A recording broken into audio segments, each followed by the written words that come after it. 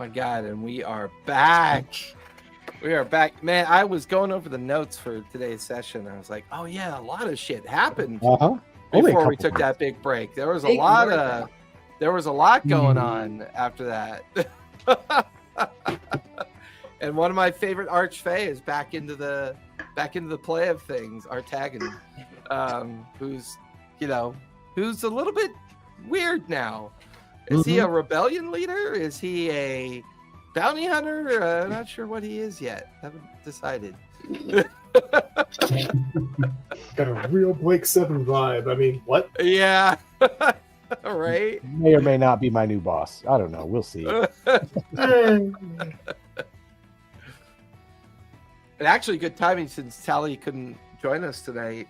She gets to go off with her parents, and Corinna will, because obviously that was what happened when she arrived with you guys at the Gilded Mirage. So, where we last left off, in the aftermath of the rescue and the fires at the Airy Spire, the party split up to investigate leads and secure some possible alliances. Corinna and Melody, disguised as Corinna's parents, infiltrated the coin exchange in the Lantern Spire. By the way, great role play that session. There they learned someone posing as Corinna had accessed the funds that were being left behind, and then they then would leave behind mysterious copper coins, and seemed to reference both possible clues towards the Greymakers as well as possible clues towards Crimp himself. Meanwhile, Form, Jabaltras, and Eritreo rendezvoused with Bragsworth, the flamboyant artist and presumed Fey trafficker. However, as tensions grew and insight checks mounted, the party uncovered Bragsworth's true identity and revealed himself as Artagnan, a powerful archfey working to uncover and to thwart Lord Callian Valoris's and uncover the truth about the Feywild's collapse. Artagnan revealed his gathering Fey refugees, not to mention hunting the Minotaur Spike and evading powerful enemies. We concluded the session with the party accompanying him to the Gilded Mirage, a hidden Fey sanctuary beneath the Lantern Spire, where the true scope of the conflict, the Fey resistance, and Artagnan's involvement was beginning to be revealed. You guys staying there as you watch Corinna with a shock on her face, standing in front of her, her parents, her Corinna Prime parents. Yeah, not her parents. Yeah. There's a sense of immediate recognition that is on Corinna's face, but immediately the mother and father figure of Corinna Prime immediately launch into like this amazing kind of like family hug, and they grip onto Corinna and lift her up into the air and swing her around, and without even really paying attention to any of the crowd, they simply whisk her away over to a crowded section of the casino, leaving the four of you and Bragsworth standing there. Bragsworth with a lopsided grin tilted his head, staring in that direction. Well, I wasn't expecting it to go that way, but I think they're happy to see each other. Can I buy you all some drinks? Maybe something to please. eat? Please, come, sit down. He guides you over to one of the larger tables, and the place is a healthy crowd, but it's that crowd that you're shocked is so obvious here. There's Fey creatures, and there's other Fey folk. Every now and then you see a wandering Shadowfell folk as well. Almost everything that is a refugee of the destroyed Shadowfell and the destroyed Feywild seem to be here in various states and forms, whether it be a centaur, a fawn, sprites, or pixies. There's even a unicorn at the bar alongside a centaur. They seem to be having a conversation about something. This place is colorful, full of the Fey and interesting folk of the Shadowfell. Bragsworth sits the four of you down, waves his hand, and over comes this translucent being that just kind of echoes with a voice as it hovers there nearby. Drinks, food, and we'd prefer not to be disturbed. Thank you very much. And the silhouette and the pulsing voice, of course, floats off to the back end of the casino. Now, where shall we begin? Do you have questions, or do I? I wonder. Forn is literally dumbfounded right now at the Fae that are present and everywhere. And he's like, his eyes are huge, but it's like that kind of terror, kind of excitement, but also very much like, what the hell? Like, where did everybody come from? Oh, I believe well, Arya didn't tell me about this place. She must have known. Your sister, Arya, of course. She did know, but unfortunately I swore her to secrecy. Neither penalty of death or curse of family was going to allow this secret to get out. But I knew, once I could trust all of you, that perhaps letting you in on the secret would also allow you to lend a hand in the challenges that we face.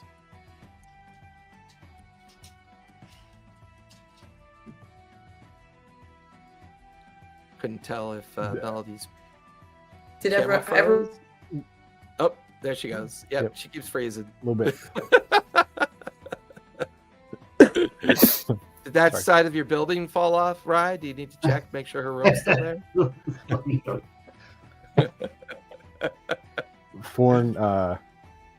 Forn like grabs dumbfounded, like, I mean, I'm still just wide-eyed. I mean, I just met this guy who was an archfey, who revealed himself to be an archfey. And he's started to think like, okay, now I have some direction. And then we get into this building full of everyone's fey. And he's like, he's just very like going through the motions, picking up the drink and taking a drink and not, I mean, it's still, his mind is blown right now. He can't focus on anything because there's just so much going on around him that some of it's kind of like memories of being back, memories of being in the Feywild, being around all these beings like it's normal all the time. But he just walked into it in the middle of Jrusar now, and he's been here for years and hadn't known anything about it. I can see by the expression on your face, Fawn, that you seem a bit shocked, surprised.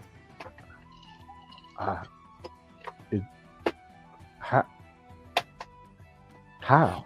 When worlds explode and when worlds die, the pieces have to go somewhere. Let's just say I sacrificed my connection with the old way of things to establish this place of sanctuary. Unfortunately, I now have to abide by new rules based on my existence. I no longer can walk openly, impersonating the idea of the trickster, while I can sense people's need of my magical reinforcement and my influence on their thoughts and patterns of how they believe in me still. I cannot participate like I used to. I expended a great deal of energy and will just to move from the Hellcatch and to arrive here with my ploy of convincing Callion that I am somewhat of import and have a deep relationship with the keepers, as well as the ability to use my magical talents to garner ways of trapping Fey individuals, when in fact I use my talents to disassociate, deflect, steer them away from supposed targets upon which they no longer need to put our kind in threat.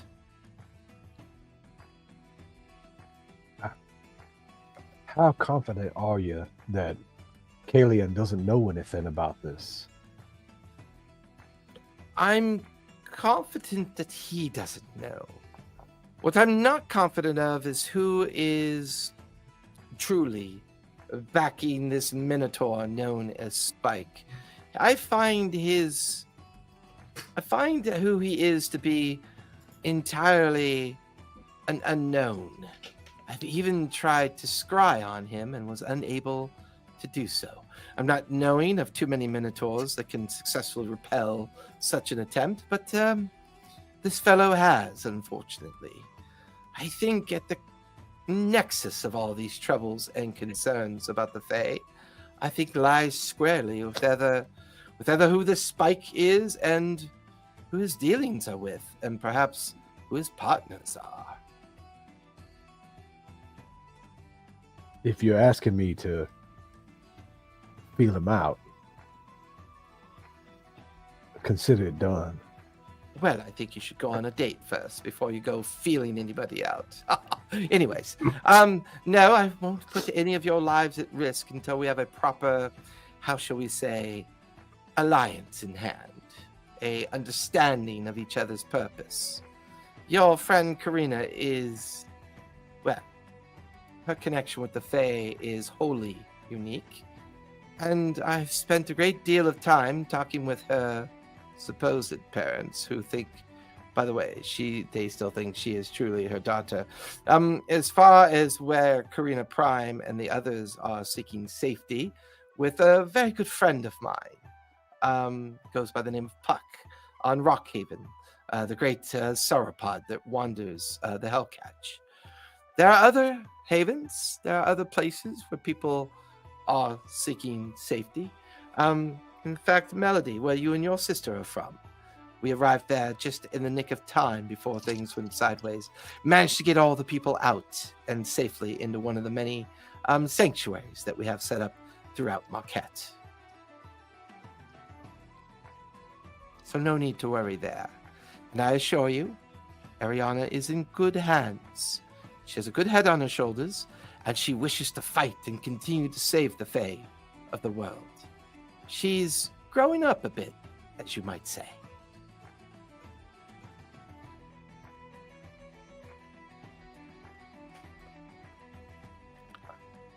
Yes, I see the eager questions on all of your faces.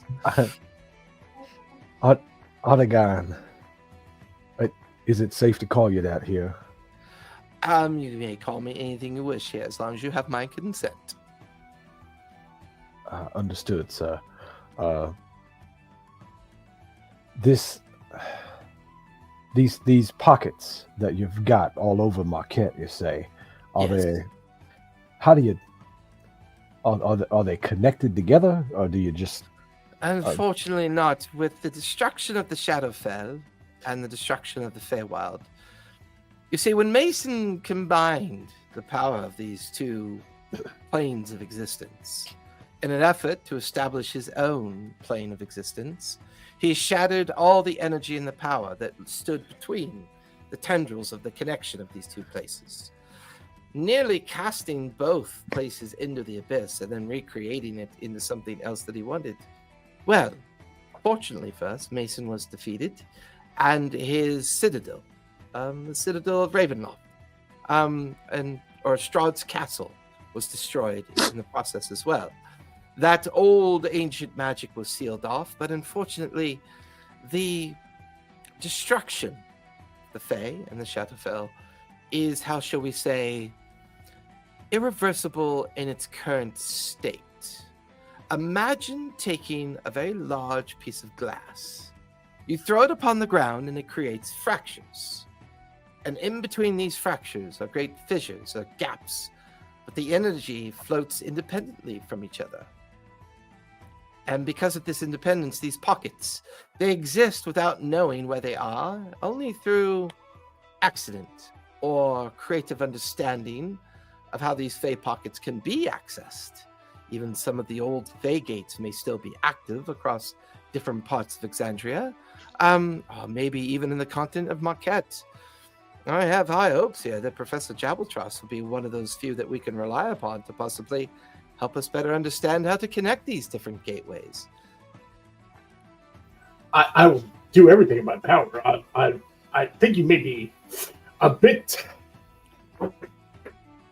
misled about my expertise. I do not study the relationship between extraplanar gateways. I merely used them in my work up to this point. I'm obviously a scholar, and willing to learn, but this is a bit outside my wheelhouse. Well, I've never known a house to have wheels, so I would imagine you could be as creative as you want to. Quite intelligent. You have got good friends that can help you. I have no doubt we can figure this out, as they say.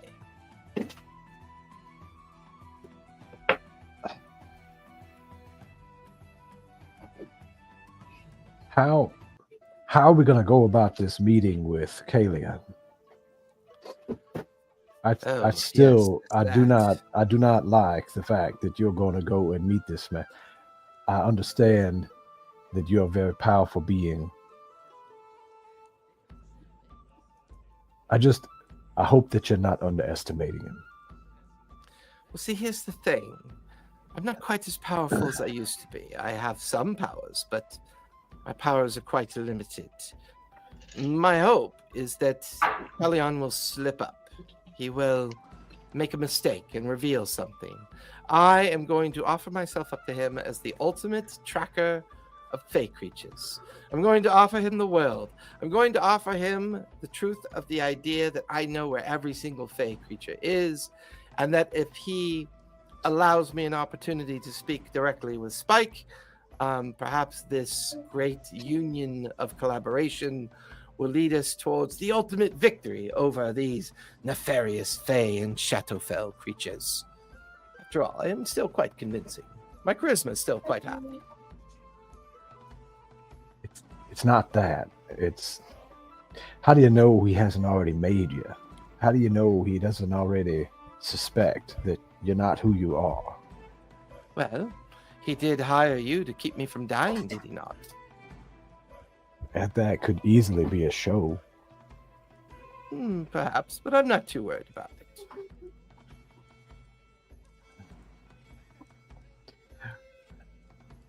I'll be there with you when you meet him. I'm not letting you go I alone. certainly hope so. If you're not there, that might look rather strange.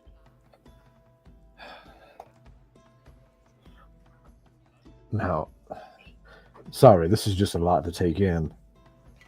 I sit back and start drinking more of whatever Fey juice is in front of me. Yeah, and all the food and drinks that arrive are all exotic stuff. Nothing, nothing domestic, nothing local. It's all strange fruits and meats and different kinds of breads and baked goods, and it's all very strange. The wine is multicolored. The whiskeys and the distilled spirits, they're all very kind of obviously not from a Jrusar in any shape or fashion.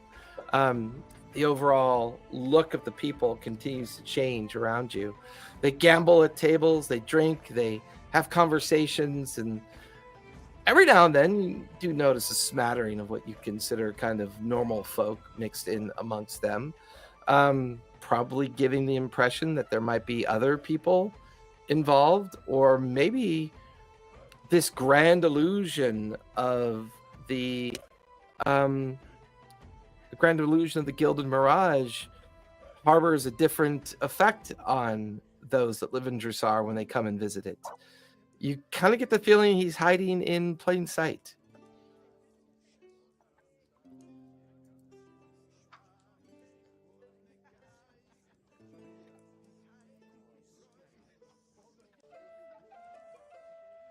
I think you're muted, Fawn. Sorry. I'd like to roll a perception check to see, just to kind of observe, to get a better idea of that we are hiding in plain sight, that we're watching normal people move around without any, or does anyone look to have a hint that something else is going on? You can give me a perception check as you kind of just do a quick glance amongst the different members of the crowd. Not terrible. That's 18. There are some folk here that you would consider just kind of normal, like noble or the merchant class or the guild class of Jrusar. And you get the feeling that they probably see this place as a grand illusion, not real. That may be how he's pulling this off.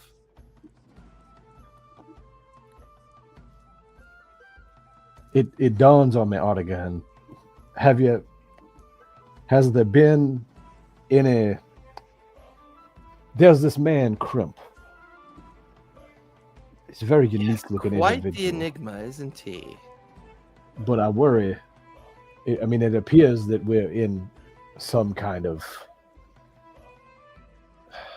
for lack of better phrasing, hiding in plain sight, because I see normal people around us that don't seem to believe we're here. Why should they? Whether they should or not, if someone like Crimp was to come in here, I think that could put everyone at risk. I don't think Crimp would find this place very interesting at all. Have you seen the thing he does with his eyes? Oh, I've seen many things about Crimp that I find very interesting, to say the least. Crimp's obsession with mechanics and engineering and the magic of the artificial world rings very similar to a particular nefarious individual known as Mason. Do any of you know who this Mason is by chance? Ford looks down at his cup because I mean he can't hide it on his face that he knows who Mason is, but he just looks down because it's not a point of pride at all.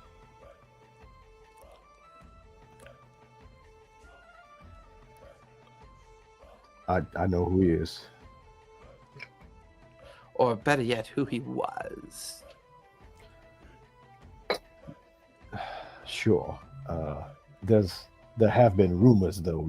Surely you've heard the rumors. Rumors of what? That Mason's not dead. Oh, well, rumors about very powerful creatures and dangerous creatures can go in various directions and ways. They almost seem to garner their own sense of superstition and myth, as they say. Well, let's hope it's just that. But could Mason have had some kind of connection with Crimp in the past? I don't know, but I find it interesting that Crimp is very good at making some of what Mason was made from. Do you recall? When I first met him, he was part metal, but at the end, he was whole. Yes, he was completely transformed, wasn't he? Right. Mostly augmented, mixture of strange metals and limbs that were no longer made of flesh and bone. He was, shall we say, all in on whatever he was trying to become.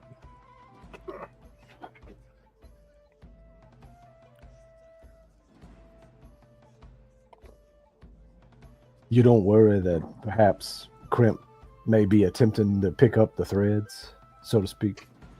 I think Crimp's threads go back long before Mason was something for the world to worry about.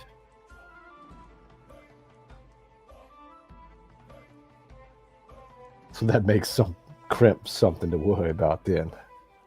Maybe. I don't know enough to make that decision. I've been very focused and obsessed with rescuing as many of my kind as I possibly can. My hope is to open a planar gate to another safe world to guide them to, and we begin anew. I truly do not believe that the Fae and the Shadowfell, as they were, will ever return in their, how shall we say, normal condition.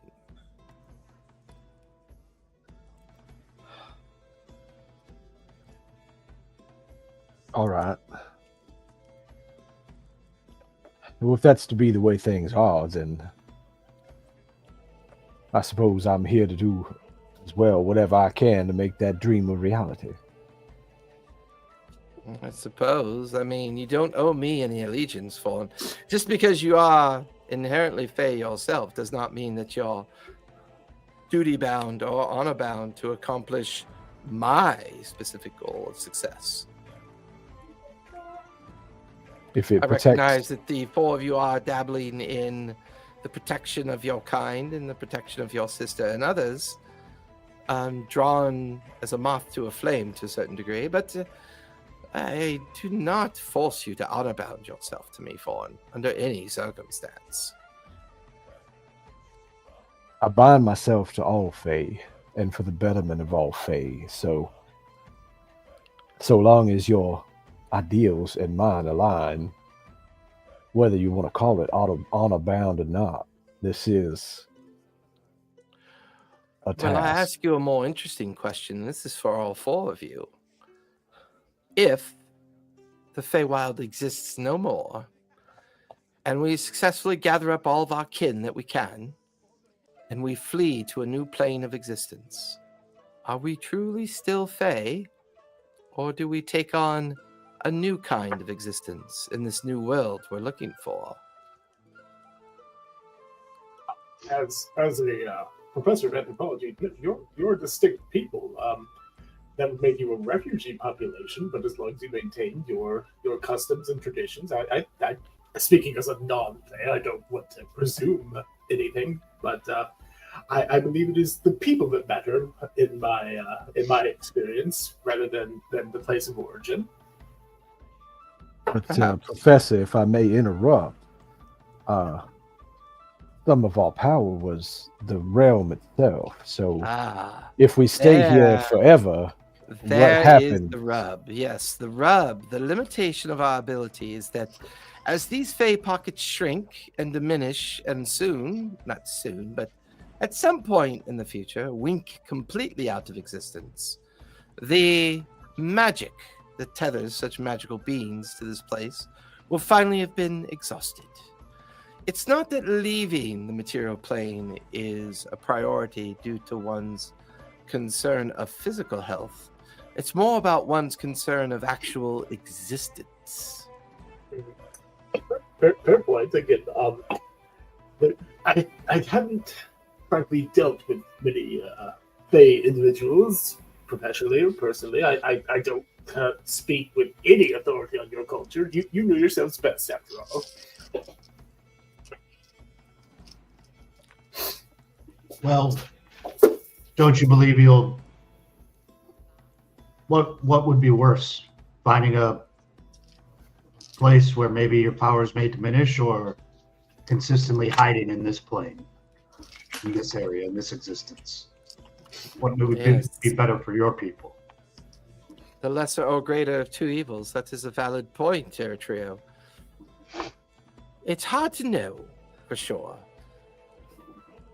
If we find a new place to call home, will we be able to reestablish our sense of coexistence with the material plane? I don't know. It's almost as if we're looking for an entirely new world, a new place to exist. The unique kind of spectacle that was the Feywild was that it was always connected to the material plane. And the mirror image of itself reflected very differently in the Feywild itself. A calm lake might be a giant vat of caramel-colored candy with cotton ball puff trees and strange winged creatures that eat each other. It's hard to know, right? This is reinventing our existence to a certain degree. Most people and most individuals that call the material plane home are bound to it physically, but unlike the Fae, we were bound to it purely as a magical connection. As our old hidden sanctuaries fade, it begs the question, is there another place out there that still allows us to connect to the material plane, or do we simply evolve, become something else entirely? I don't understand why we would have to hide here. We've been living here for hundreds of years. I understand wanting a new place to live, but we can coexist here just fine. It's pretty and it's great. Coexistence assumes that everybody is on an equal playing field. I fear that there are people in this world who look at the Fae as if to look at a field of corn needing to be harvested. There are bad people everywhere. Well, certainly hope not. Everywhere is quite a big place.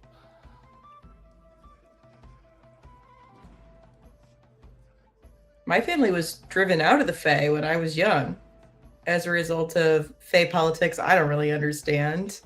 But I know there's no place that's perfectly safe for everyone, right? True. True, it does. But if we do stay, what are we fighting for? Coexistence? Are we fighting to make our own way in the world? Are we fighting for the opportunity for our own autonomous region of self-identification and self-control of our own destiny? To Professor Javeltros's point, are we going to be a forever group of refugees, never finding a true home any further? Where do we fit into the overall understanding of life on Exandria? Hard questions. But I see that the emotional burden of this is quite great, and I do apologize for that. I need to go and have a conversation with someone. I leave the four of you to your meal and your drinks. I'll be back in a little while. He stands up and just kind of with a swagger and a flourish kind of disappears into the crowded casino.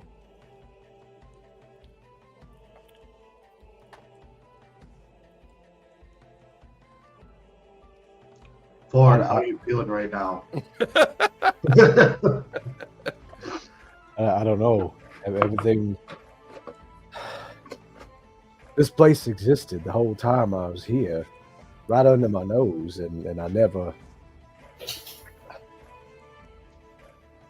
Oh, I never was rich enough to come up around here, but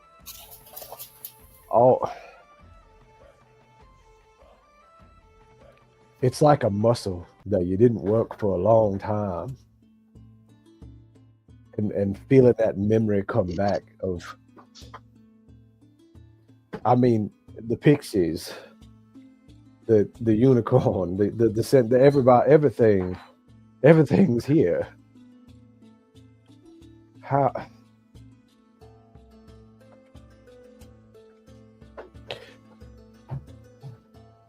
We can't let Kalian find this place. We can't let Crimp find this place. We have to keep it secret. And now, look, I'm not strong enough. I was hunting Mason before, and then I was working for Mason, and I wanted to, and I don't know why I wanted to, but now I'm worried now that I know of this place, that I've put this place in danger.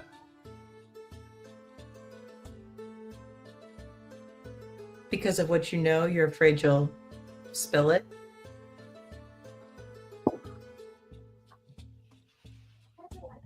Someone powerful enough certainly could pry that from my mind. I feel with extreme confidence.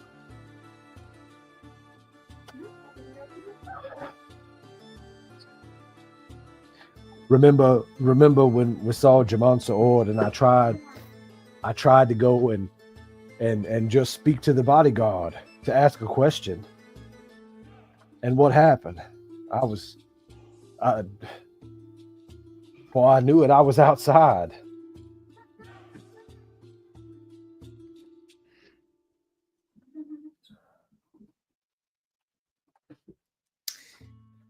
Well, if you have a pattern of telling people important stuff at the wrong times, then maybe we should try to stay away from those people.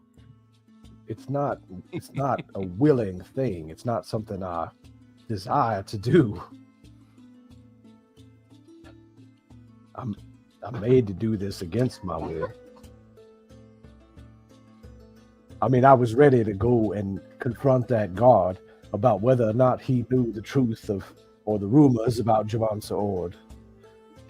And and I was outside fast as that. I don't know what happened. You were approaching Jamon's sword, right? No, I was calling the guard. I was calling the guard by name. Wasn't it Jamon who turned you away? I don't remember. I just remember being outside.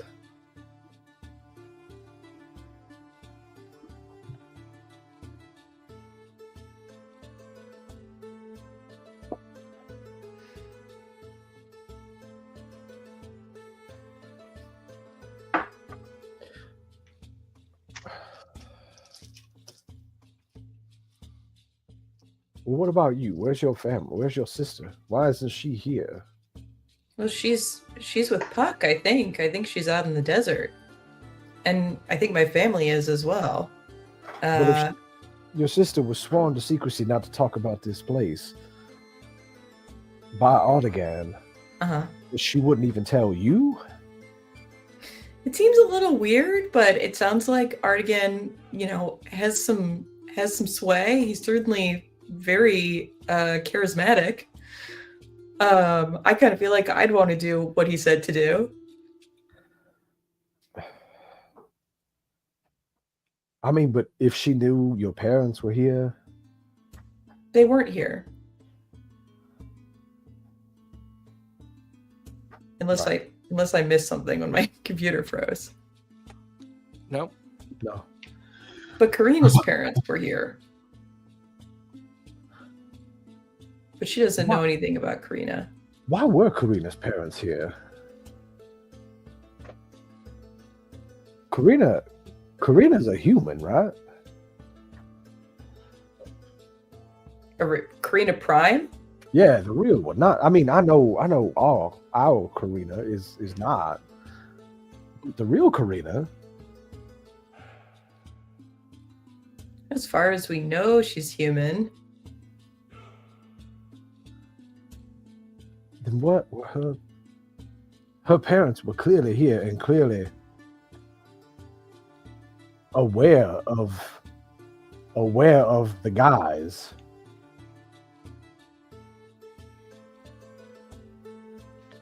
Is this why? They're political refugees, right? Because they're related to our Karina. They know things they're not supposed to know. I thought it was how. So, is this why House Loomis was attacked? I assume it was something to do with Mason, right?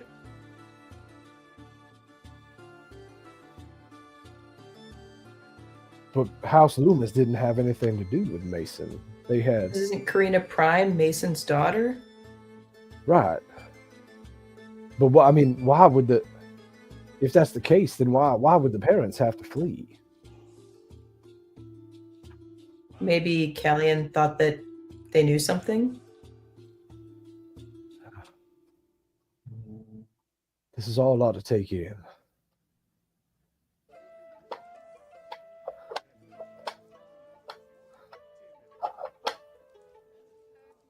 I'm kind of wiggling in my seat because I want to go dance. Melody's like, I don't really know what's going on, but this is a great party. Ford is definitely not a dance person. Is he like a tap his foot to the beat in the corner kind of guy? He's a brooding in the corner kind of guy. Yeah. Oh man, brooding in the corner kind of guy. Yeah. Very Strider of you, right? Yeah.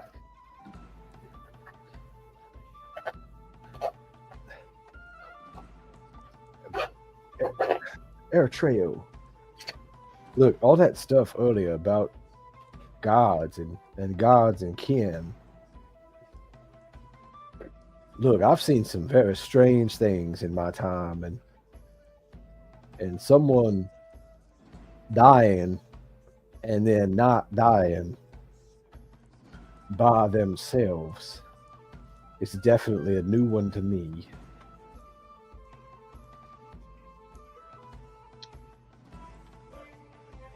Well, I do have a special connection with Sarenrae, you could say. And hoping that her grace and good nature flow through me to help this cursed place. Maybe that's why I'm not allowed to die yet. Because I'm needed here. You don't have any fancy rings on your finger, do you? Do I? I can't remember. It's more because Arctic or Bragsworth, whatever, had that fancy ring that was blocking all. No, the I magic. don't. No, I don't. It was one of those like he was like, if it separates from me, I'm gone, kind of thing. And that's why suddenly Ford was like, you don't have any fancy rings, do you? No. And I just kind of wiggle my fingers at him. Well, there goes that theory.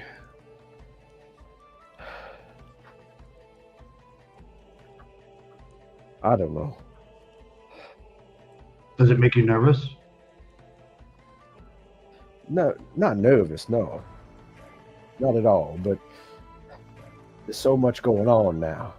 We got Spike, who our Lord Archfey here can't seem to scry on. We got Kalian, who is in some kind of cahoots with Spike. And now Artigan, the Archfey, wants to go meet with Kalia. He thinks he can outwit him. This all sounds like a trap. Yeah, It I'm feels a like little trap. worried that Adigan is a little arrogant. He clearly has power and has had a lot of power. But I have the same worries you do. That he may be overplaying his hand. Can I scan the room and see where Artigan went? He went in the direction of the main bar, like he was going beyond the bar and into another room. Okay, I remembered you'd said he was going to talk to somebody, so that's why I was kind of You don't see him openly talking to anyone. You just saw the direction that he had gone. Okay. Yeah.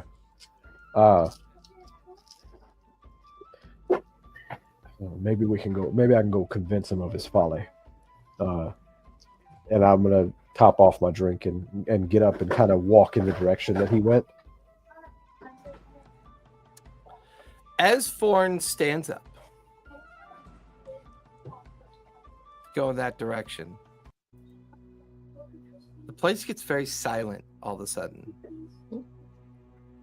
Forn, as you go to walk, you run into a barrier. And you bounce off a barrier. It's at that moment that there is this tear in energy in the corner that you're in. This rip in the space that you're in. Everything outside this bubble is frozen around you. You watch as this huge visage, this demonic, like this huge giant face, appears in the tear, staring right at Professor Jabatros. You watch as this hand reaches through, and you watch as 3 shadows fall off this demonic hand onto the ground.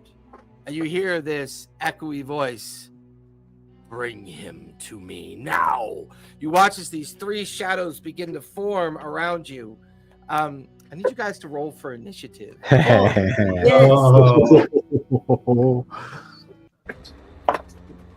Oh God, that was a terrible roll, though. Dang it!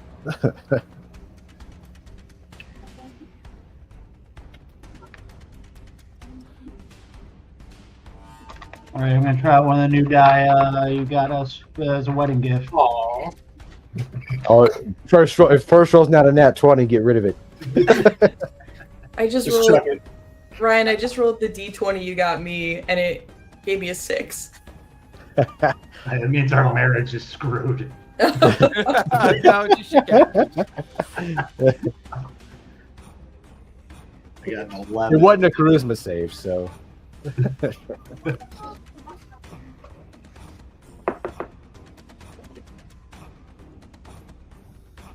You guys watch as You these rolled a 10. spindly, strange creatures stand fully 10 feet tall, and you're trapped within this barrier. You can see the crowd beyond, but they do not acknowledge anything. They don't notice anything.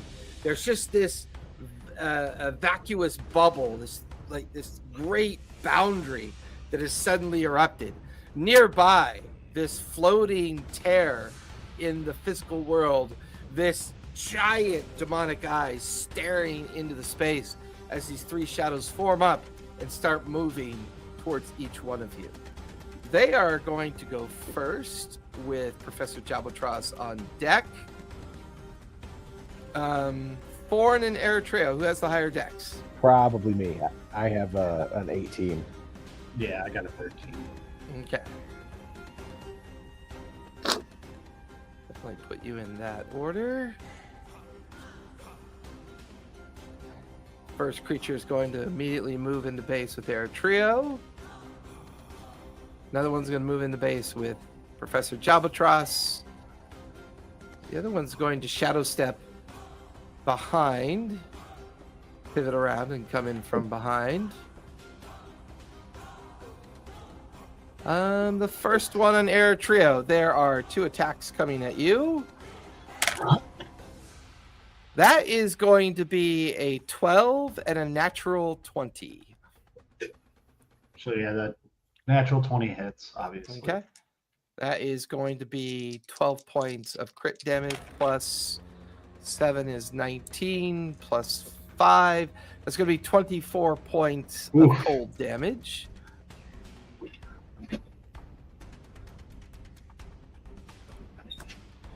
Movement. First 2 attacks. He's got 2 AP left. He's going to use his last 2 AP to make 2 more regular attacks. That is going to be a 10 and a 22. These both on me. Yeah. Yeah, the 22 hits. Okay. That is going to be 13 points of cold damage. I'll finish that one's turn. The other one... I'm pretty beat up already, guys. The other one is going to take 2 attacks on Professor Jabatros. That is going to be a 18 and an 8. I believe those both miss. And then 2 AP to take 2 more regular attacks. That is a 24 and a 23. Fuck, that hurt. What's your armor class, Jabatros? 19. All right, so those 2 will hit. He got hit, yeah. That is going to be a total of 26 points of cold damage. Jeez, Melody, Louise. you have 2 attacks coming at you. All right. That's going to be a 10 and a 12. Those will miss. And then a 19 and a natural 20. Dang, those will both hit. So that's going to be 6 plus 12, 18, 23 for one of the attacks. Ooh. And then 12 for the other attack. So 23 and 12, 35 points of cold damage. Boy. That will finish their turn. Professor Jabatros, you are up with 4 on deck. All right. The very first thing I want to do is turn to the other 3, just everyone at the table with us, and just kind of yell at them like, "Yo, plug your ears!" Like, just try to get them to get their hands over their ears so they can't hear me, or so it's muffled as much as possible. Okay, I can do that as a free action. All right. The next thing I'm going to do is I'm going to go ahead and God, I got too many different things here. I'm going to use my Abjure the Extra Planar ability. So basically, any celestial, elemental, fey, fiend, all that within 30 feet of me has to succeed on a wisdom saving throw if they can hear me. And then they have to turn and try to get away from me for a solid minute or until they take damage.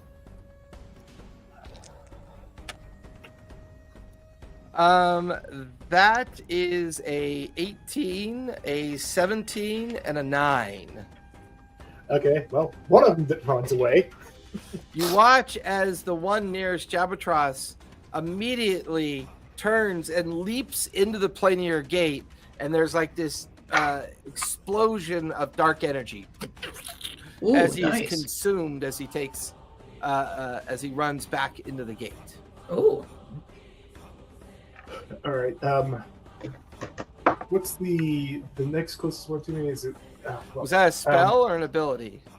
It's an ability. Okay. You got 3 AP left. So, all right. Let me see what I want to do. The guy in the corner, up against the wall there. Can I try to cast? I got too many spells. I'm not used to these. I'm gonna try to hit him with Moonbeam. Ooh, nice. Con save, right? I believe so. Yeah, con 15. That is a 12 plus 5 is a 17. So half damage. Yeah. And I didn't actually need to roll that, but whatever. Does he just take normal damage? I don't know what his, if he had any particular sense. I apologize in advance. I'm just bone tired right now. He does not appear to be vulnerable to radiant damage. Okay. All right. So that is rounded up or odd, or is it rounded down? It's always rounded up. Okay, that would be 6 damage. 6 points of radiant damage.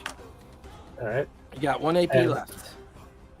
I am going to go ahead and use my Feather of Heal on myself to regain 8 hit points just to bring myself up a little bit, and that'll end my turn. Okay. That'll end your turn. Forn, you're up with Eritrea on deck. You said there's a planar gate there still. Like, was that There gate is, still yes. visible? In fact, I will find a marker for that.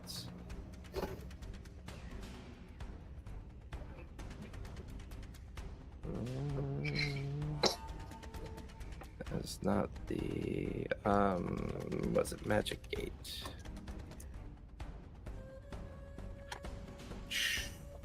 I know I've got a marker for that, and I'm not seeing it. Door.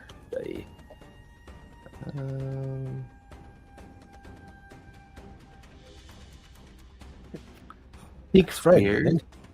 Speak friend and enter. There. Why am I drawing a blank on this one? It is. You said it looks like a giant eyeball. Yeah, you know what? I'm just going to. Is it like listed as portal instead of gate? Thank you. I don't know why my brain was flat on that. There we go. Which one do I want?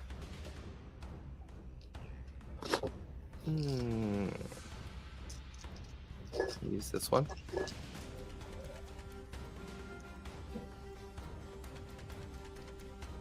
Ooh. Make it a little bit bigger.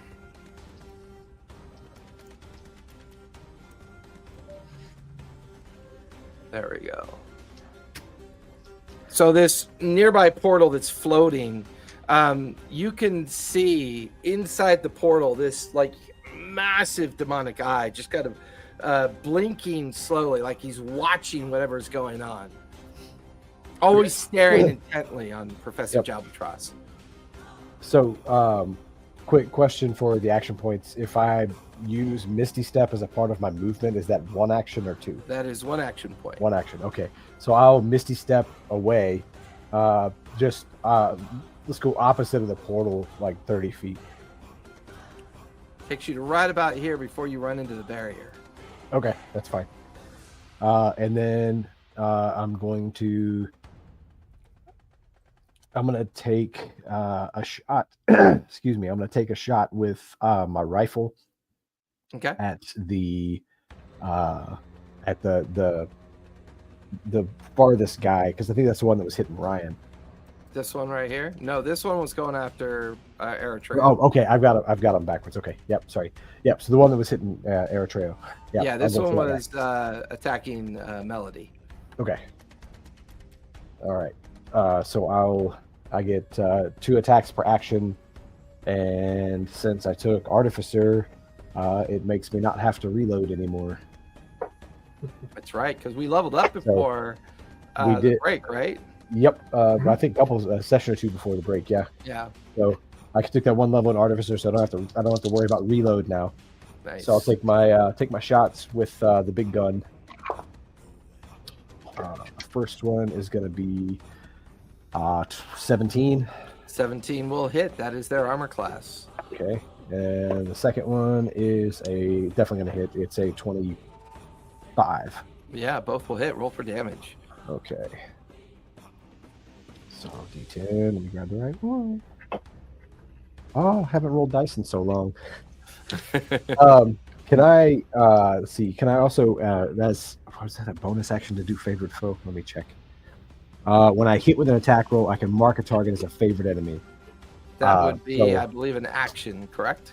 When I hit with an attack roll, you can mark the target as your favorite enemy for 1 minute or until you lose concentration. Okay. So you have concentration. It's not a spell, is it? It's the ranger special. Okay, yeah. So that's only 1 AP. And it's on top of one of the attack. Like it has to go with an attack. Correct. Yeah, if you don't attack, it doesn't work. But it only gets credit on one of the attacks. So I hit the first time and mark them, and the second hit can take the damage. Right. Gotcha.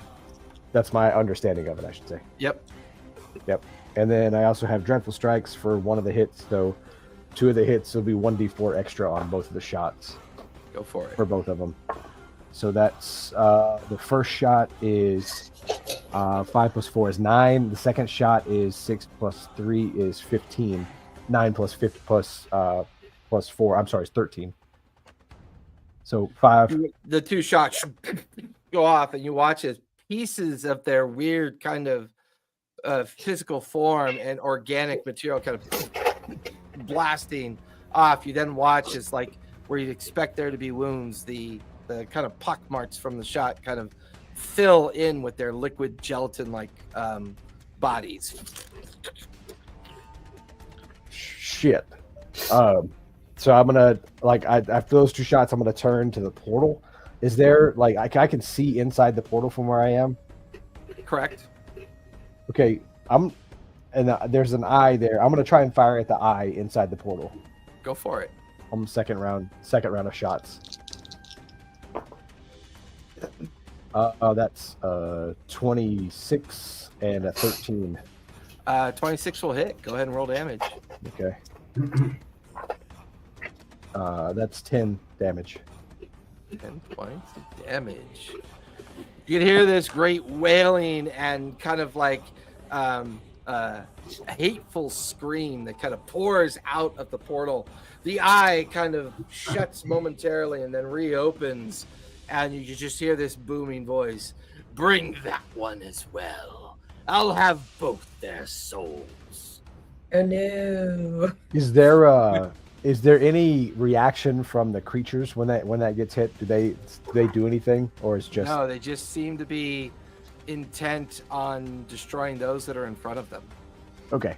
It was more like if there wasn't any effect from what happened there. Okay. Not that you can Then I'm gonna go back to the original guy again, the guy that I shot the first time, and I'll fire 2 more times at him. Go for it. So switching targets puts me at just regular, right? Regular shot. It's regular roll. Okay. Yep. That's a 13 and a 21. 21 will hit. 21 hits. Yep. And they get favored foe with that. That's 10 damage. Nice. 10 total. And that's it for me. Finish your turn, Air Trio. You are up with Melody on deck. I gotta heal myself. So cure wounds, 3rd level. That's a 68 plus 8. 6, 9, 13, 15, 22. So 30, I get back 30 HP, which excellent. It's like half of what you lost, right? Pretty much. And then Melody, how are you doing health-wise? I'm at 11 hit points. Oh. How close are you to me? Right next to you. You guys are all in base with each other, except for Oh, Ford, okay. who Misty stepped away. Yep. Okay. So, Sorry, I love Melody's decapitated floating head because of how the base is interacting. That's amazing. we'll do We'll do Cure Wounds at a 2nd level for you, Melody. So that's Ooh, thank you. +7. 4 dice. Floor dice. 6. Oh, pretty good. That's 16 plus 8, or no, plus 7. So that is 23 points back to you. Oh, amazing. Thank you. And that'd be my turn. Yeah, 2 spells. That's 4 Yeah. AP. Melody, you are up. Then we'll be at the top of the 2nd round with the creatures on deck. Okay. I'm gonna make 2 attacks on the guy who attacked me. Okay. All right. Boy. The higher one is a 17. 17 is their armor class. That'll hit. Okay. And I'll do a divine smite on that. At 2nd level. So for my divine smite, I'm rolling 3d8. Oh, didn't roll. Okay, so 13 for divine smite, and then for the attack itself, it's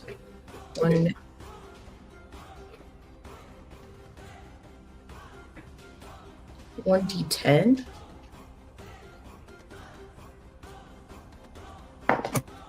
Okay, so it's 13 plus 6 is 19 points of damage. Nice. Kind of your blade hacking into the creature. You can see bits of it fall to the floor, and then the gaps and the damage that you do to it kind of backfills in. You get the feeling you're doing damage, but not quite as much as you'd like to. Okay. All right. After Let's your divinity, your smite, anything that's radiant seems to do full damage. Okay. But your physical damage seems to be mitigated. It might Okay. be resistant to that. Okay. Let me, in that case, do a Sacred Flame on this guy. He has to make a Dex saving throw of 15. That is a 12 plus 2 is going to be a 14. Oh, So yes. fail. Okay. All right. So he's going to take 2d8 damage. That's 4. That's a 7. So that's 11 points of radiant damage. Nice. And then let me slash this guy up again. Go So for it. do 2 more attacks. That is a 16 is the highest one. Yeah, keep in mind that's a disadvantage because it's successive attacks.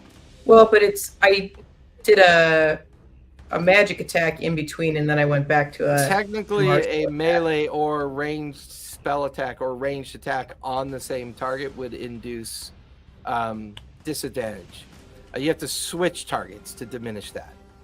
Oh, I thought if you're going between spell and weapon that it Now, if would. you're going in between different opponents, you can.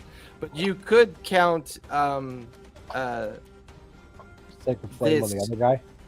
Yeah, you could do that on the other guy. Therefore, this would be a normal attack. Although a 16 would miss anyways. Okay. All right. And then for my last AP. For my last AP, is anyone like really messed up right now? Is anyone really hurting? I'm No. at about 2/3 health. I'm pretty okay. I can take care All of right. myself. Okay, then I'll do a Sacred Flame on the guy I've not been attacking. So that's Yeah. again a dex save of Another 15. deck save. That is a 14 plus 2 is a 16. Dang it. All right, that's a cantrip, so he's not going to take any damage. All And right. that's my turn.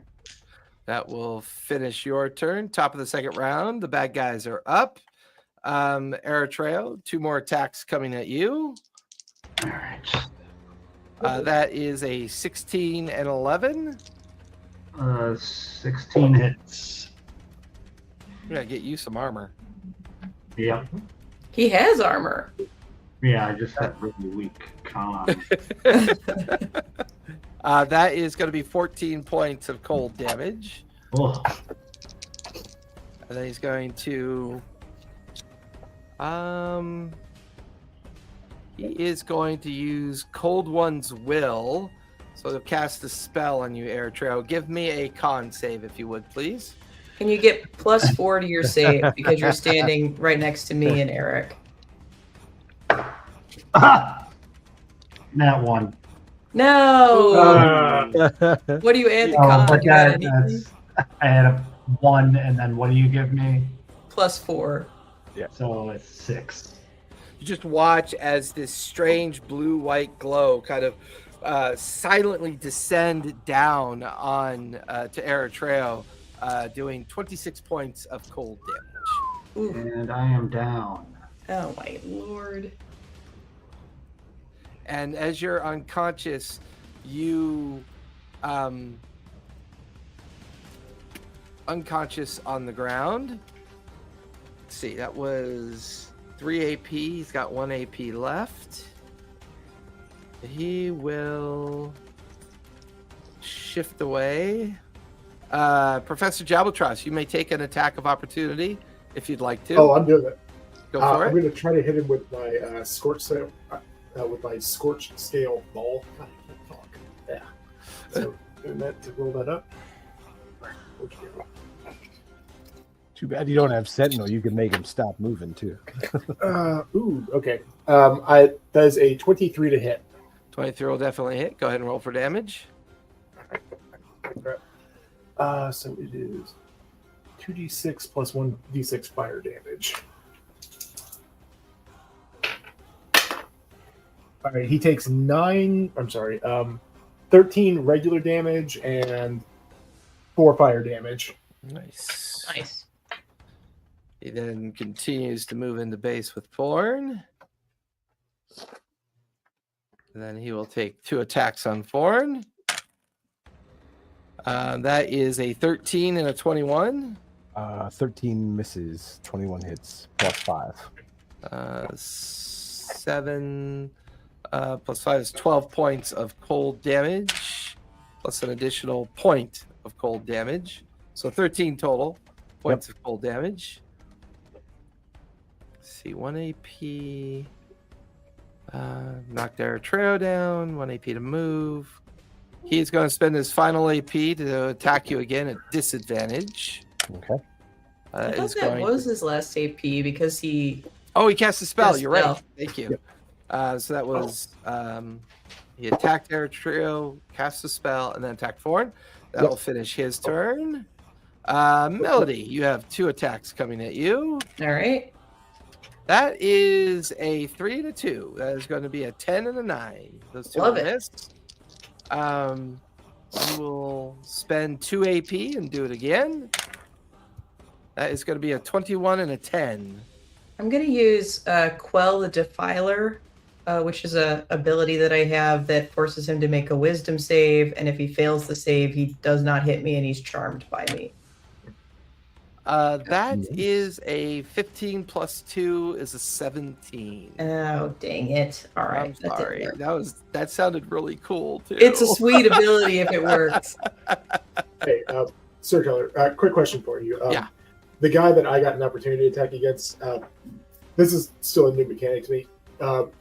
Because I did hit him, could I use one of the, what is it called? Like sap or whatever that is, or does that have to be in during my turn? The weapon mastery. Well, what would your weapon mastery be? It would have been topple because I hit him, and he would have to make a DC 15 Constitution save. Otherwise, he's not prone. Ooh, I like that. I don't see why that wouldn't be. It's a con save or a strength save. Yeah, I'm gonna double check, but I'm almost positive it's a con because it's topple. Yeah, DC, that is a 19. Actually, yeah.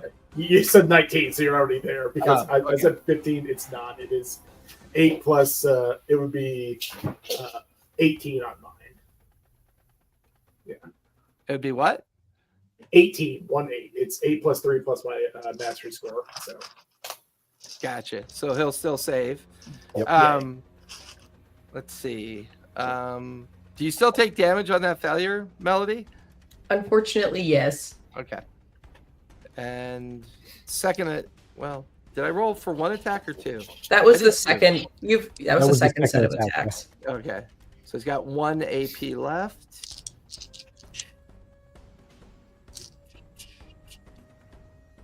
He is going to use Cold Strike, which is a cantrip for him. Make a deck save for me if you would, Melody. Okay. That's a 7. 7. You notice tendrils of energy kind of spike out from the center mass as these icicles like kind of spray in your direction. Takes 6 points of cold damage. Is it a spell? No, it's a cantrip. It's an effect. Okay. All right, for 6 him. points of cold damage. All right. Yep. And did I take damage from the time that he hit me with the 21? I think I was in the middle of rolling and I forgot. Okay. 8 plus 5 is 13 points of cold damage. Okay.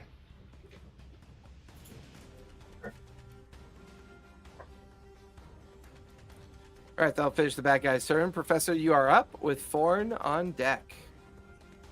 The guy in the corner, he didn't move, correct? Nope, he's still there in base with Melody. This one shifted away from you to get in base with Thorn.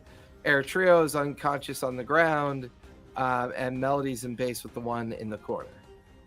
Okay, I just got to look at the thing. DC on this. Okay, he does have to make another con save because he is still in the moonbeam. Yes, he is. End of his turn. That is going to be an 8 plus 5 is 13. So he fails. Do I roll damage every time on that, or is it a whatever? No, you roll You damage. roll damage again, yeah. Yeah. And he gets full damage this time. Okay, Yep. so he gets 13 points of radiant damage. Nice. His Um, form is starting to look a little bit haggard. okay. I want to go. Am I in base with him? Or is he- Technically, you, Air Trio, and Melody are in base with him. Okay. I'm going to try to hit him with my. Let's see. I'll cast Sacred Flame at him, see if I can hit him. So it's a DC 15 Dex.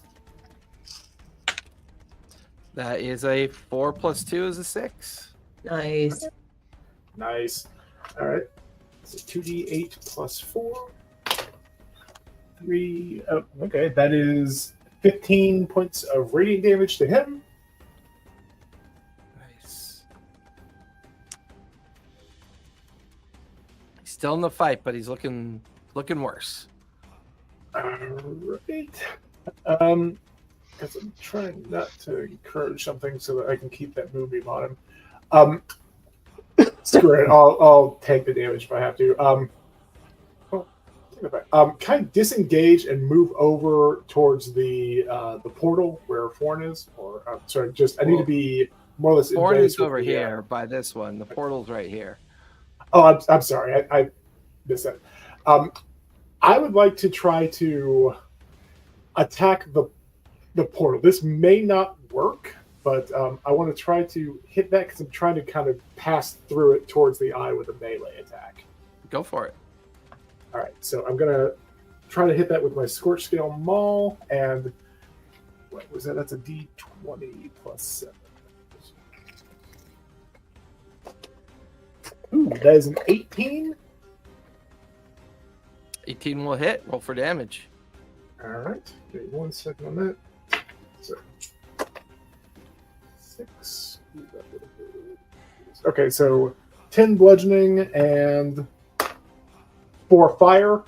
And I'm also going to use its ability to make the ground around me, like centered on me, to erupt in flame. So I'm hoping that would pass through that and hit that guy, the guy on the other side. This one over here. The one, the eye within the the eye. Oh, you're causing the flame go into the portal and hopefully strike into the eye that's kind of staring out of the portal. Is there extra damage for that? It's not. It's just. It's not. It's just the ground erupts in flames. It's Gotcha. what I used to set the ship on fire last time. So the ground Gotcha. around him is on fire. It's at your direction. When you physically strike the portal, because Foreign did it at range, he wouldn't have been affected. But as you physically hit the portal and successfully damage the portal, I need you to make a con save, please. All right, let me see what my modifier is. Okay, that's not bad. Plus, I feel like really good because I'm a. Oh, cool. All right, that is a 25. 55. Take half of 21 points of necrotic damage. Yeah. Ow. Okay, so that'd be 10 points or 11 points. 10 points. Okay. All right. Well, that hurt me pretty good, but I did say round up before. I meant round down. It's divided by 2, round down. Well, one of the guys. Oh, and I need to. I need to roll to maintain concentration, right? And that's just above 10. Correct. All right. Because what are you concentrating on? I have Moonbeam going on the guy in the corner. Oh yeah, that's right. That's right. I forgot to drop a marker on you. It's fine. Like I rolled a 9, so of course. Yeah, but you add your con modifier. Your con save. It's a con save. Yeah. Well, I meant sorry. So remember, concentration is technically a con save. So whatever your con save modifier is, you add to it. Okay, well, in that case, it's going to be really hard for me not to because it's my con save modifier is +7, so it's a 16. So 16. So you're still maintaining concentration. Yeah, I'm not used to playing spell guys. All right. Because I've switched targets, can I attack the guy in the corner again without disadvantage? Yep. All right. Well, I'm going to try doing Sacred Flame on him again. So DC 15 Dex. That is going to be a 10 plus 2 is a 12. That'll fail. Ooh, all right. That is 15 damage. He is looking very rough. All right. I believe that ends my turn. Or is that only 3 AP? 1 AP to start off. Yeah. Then you used 1 AP to attack the portal. Then you used another AP to strike the guy again. You have 1 AP left. He used a reaction the last round. Oh, that's right. He used a reaction on the attack of opportunity. So that will finish your turn. Foreign, you are up with Air Trio on deck. Yep. And just quick verification on the rules. Bonus action spells are still 1 action, right? Correct. Okay. Correct, because it's an inherent ability of your character. Yep. Okay. I'm going to bonus Just like action. reaction spells are only 1 AP. I'm going to bonus action Zephyr Strike. Nice. Which drops concentration but puts new concentration up, right? So I drop concentration on favored foe on the other guy, but now I'm concentrating on myself for this. I can move without invoking opportunity attacks. So I want to run up and then cure wounds on Eritrea. Nice. Nice. It's only first level, sorry, but it's 1d8 plus 2. Something. Are they making death saves? It's 4. I'm sorry. It's only 4. 1d8 plus 2. Yeah. And then because Zephyr Strike adds to my movement, I want to go like split between those guys away from the portal. So you want to be right here? Over towards the bar stool, the what are those called? I just blanked on the word. Not tables, the other things. Where you The sit high there. tables. No, other way. Sorry. Right here? Booth. There it is. Booth. Wow. Oh, over here. Oh man, I lost that word. I wanted to go like into the booth. Yeah. And then I'll take my shot with my last AP. I'll take my shot with my last AP at that guy. The first shot's with advantage because Zephyr Strike is still active. Yep. Oh, double 18s. Woo! Critical. Max crit with the Templar's Luck. Yeah, go for it. I was like, oh, it's an 18, but it's doubled. All right, so that's going to be the damage-wise. That's 10 plus 7 plus 4 is 21 damage for that first hit for the crit. Okay. And then the second shot is 19. 19 will hit. Roll for damage. And that's just D. Oh, I didn't add my D4 to that. I have because the what's it called? Dreadful Strikes. Yeah. Go for Once it. per hit, it's an extra D4. So would that add to the total die roll on that first hit? Correct. Okay, so that's then +4 plus 4. I rolled a 4 too. So Yeah, plus, so add 8 additional to that. 8. Yeah, onto that damage. Nice. To that guy. That puts it at 29 total damage. And that's on the guy in the corner that we've been kind of wailing on the whole time still. This guy is looking shredded and barely in the fight. Yep. And then the last shot at him was 19 to hit, and that's 7 total damage for that one. He is obliterated, turns into like this strange explosion of liquid black. And this like angry howl comes from the gateway. No! As it just screams at the destruction of the creature.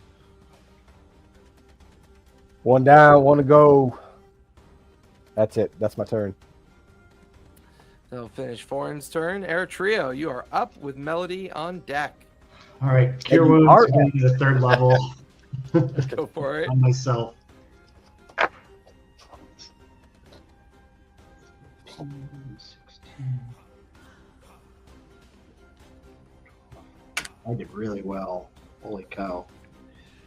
I'm going to get back. That's 42. So I'm back to full health. That's almost maxed out.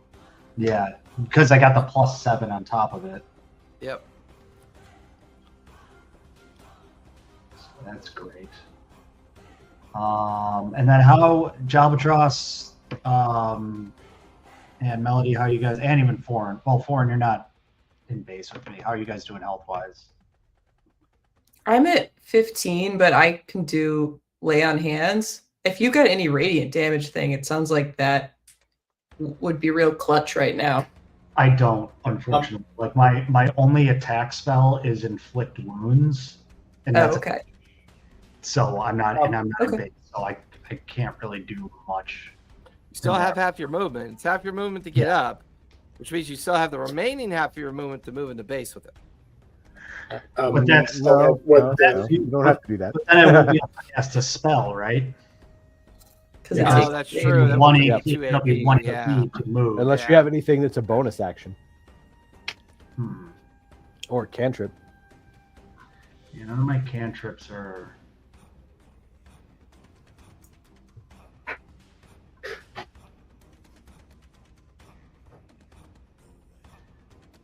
Well, would you say this is like a humanoid? Like, would hold person work on this? This would be an aberration, but I think hold person would still work. But hold person is a spell, isn't it? Yeah, That'd be 2 AP. yeah. Yep. So that would, Have he one has AP. 2 left. yeah, I have two. Yeah, he got up. That's Because that you one stayed done laying down. anything. You Yeah. stayed laying down. At least it's ranged. So I'll just do that as a second level. That's a wisdom or Wisdom. yeah. con. Wisdom save. That is a 16 plus 2 is an 18. Yeah, he saves. Dang it. All right, that's my turn. That will finish Trio's turn. Melody, you are up with, then we'll be at the top of the third round with the bad guy on deck. And I rolled a 6 for the portal. The portal will now be in play as well. Ooh. I am going to attempt to cast command on the remaining creature and say flee. So Okay. wisdom save of 15. The wisdom save, man. These things are clutch. That is an 18 plus 2 Oh. is a Oh my dirty God. 20. I'm Outrageous. finally actually saving for once. Outrageous. All right. Oh, In that that case, was let me clutch. Let me throw a couple javelins at this guy. In that Go case, for the it. gloves are coming off. Yeah, I'm tired of him. I'm tired of him. So now, because I have attacked him with a spell, and now I'm doing a martial attack, but it's the same person, do I have to roll a disadvantage? No, because your spell was not a ranged attack or a melee attack. Your spell Okay. was a spell effect, so no, Okay. it does not mitigate your ranged attack. All right, awesome. Okay, so, oh my god, I just rolled a 1 and a 2. Oh no! Okay. All right, let's see. And I've got 1 AP left. So I guess I'll just. All right. I'm just going to lay on hands on myself and I'll give myself another 15 hit points. Good idea. And that Especially will be when you my see turn. 2 javelins go wide. Yeah. Kind of like not even coming close to him, like they Oh. peter off to the right and peter off to the left. So brutal. Yeah. All right. All right, that'll take us to the top of the 3rd round. You watch as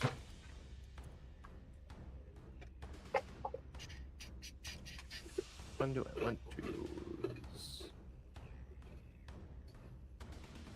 I thought there was a new one I like to use. I thought I already had that one, so I'll use this one. Shrink it down.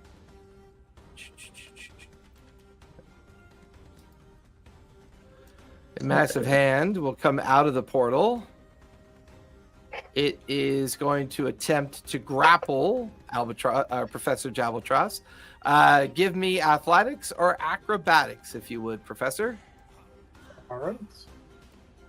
Okay, well, it's the same bonus for either. I just 22. 2-2. 22. My athletics was a 22. You guys are at an impasse. He's not grappled you, and you're fending off the grapple. Mhm. That'll finish the portal's turn.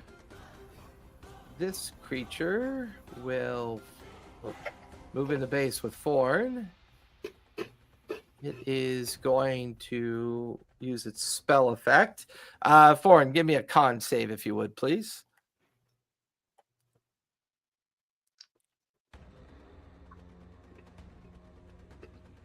You're on mute. So, there you go. What'd you get? 10. 10. Take 26 points of cold damage Ow. as you watch the vaporous cold descend out of the upper face of the creature down on you. And then he's going to take his two attacks on you for his final AP. That is going to be a 19 and a 17. Both hit. That is going to be 9 plus 10 plus 10, 19, 29 points of cold damage. Okay, how much was each hit? Was one of the hits less than 17? Yes. Okay, all right. So that just puts me down. Okay. I say because if one of them was 17 or more, then I'm also with 2 death saves. Why would you be also with 2? Oh, because that would have put me down, and then a and second then hit. additional damage. Okay. Yeah. So you are currently prone Down. and no longer concentrating. I'll finish that creature's turn. I'll finish the portal's turn. Professor Javeltros, you are up with Ford on deck. All right, so first action, I'm going to move my moonbeam and center it on the portal. Your moonbeam and center it on the portal. Ooh, I love that. Okay, you watch as the conical moonbeam center right on the portal, and it begins to immediately kind of crackle into its form. The portal automatically fails con saves. Go ahead and roll for damage. So 2d10. That was d10. 10. 10 points of radiant damage. The whole portal kind of shakes as the radiant energy kind of crashing into it. It's still functional, but it looks like it's definitely taken some damage. All right. Just clarify something. The hand that's trying to grapple me is attacking that functionally attacking the portal, and is moving the movement. Does that count as 2 AP because it is? No, it's only an action for you to move it. Yeah, because it's a bonus action to move it. Yeah, so it'd be just yeah. one action, I think. Yep, it's only an action to move it. Let me make sure I remember you're concentrating on Moonbeam. Yeah. That's Melody. That's Yep. not Professor Chalbatross. How in the world did I get that wrong? Huh? Two totally He's different on the horn. creatures. Yeah, we don't look very, very similar, unfortunately.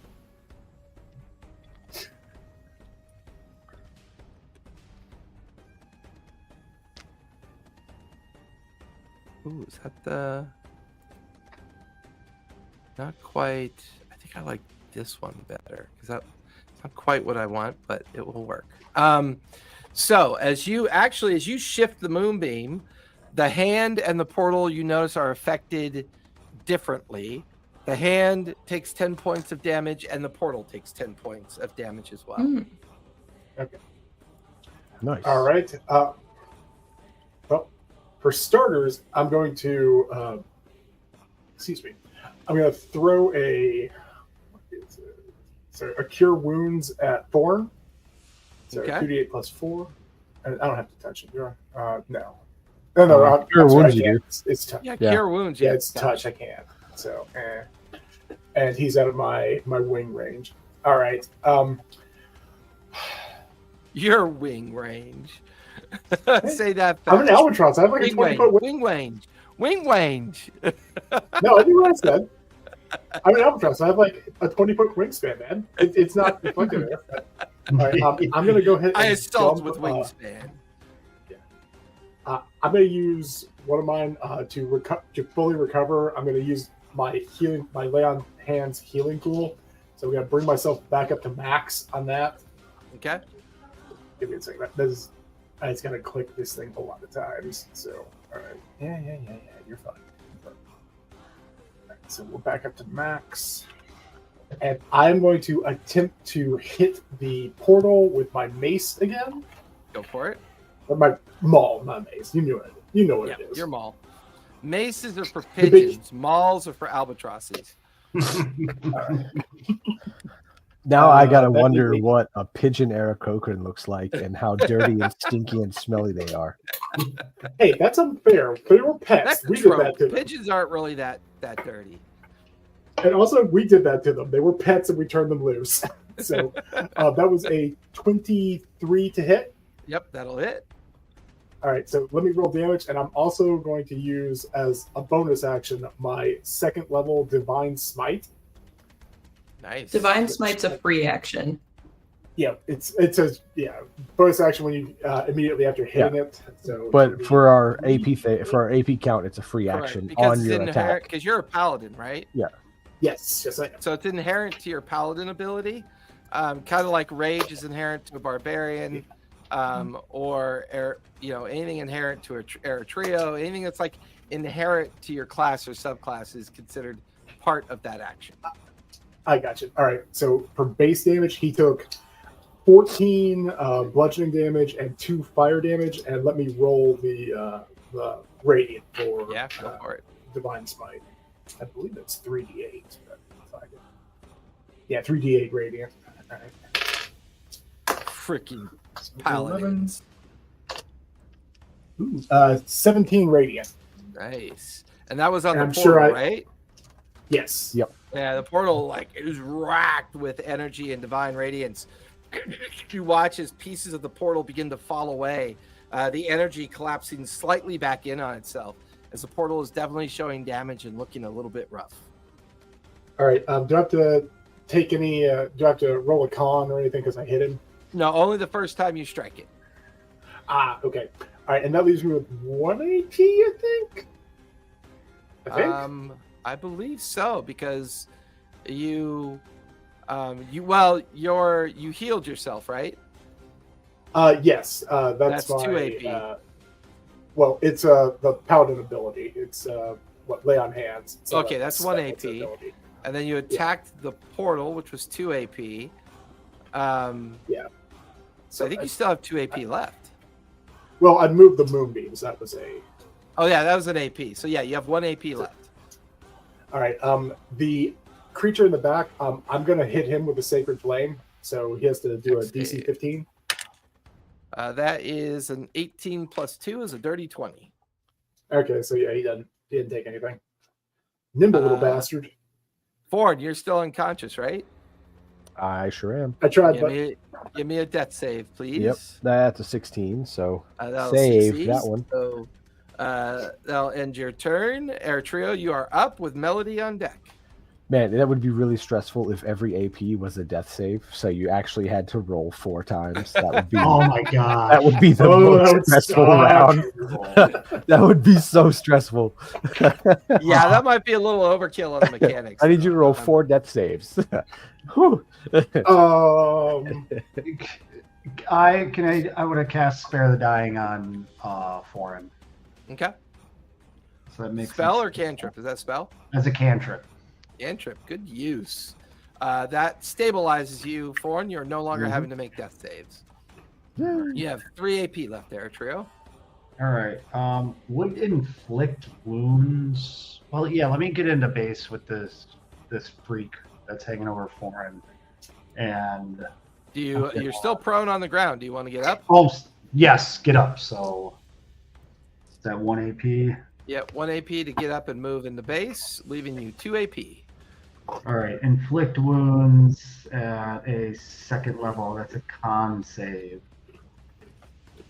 It's not a melee attack. It's a save.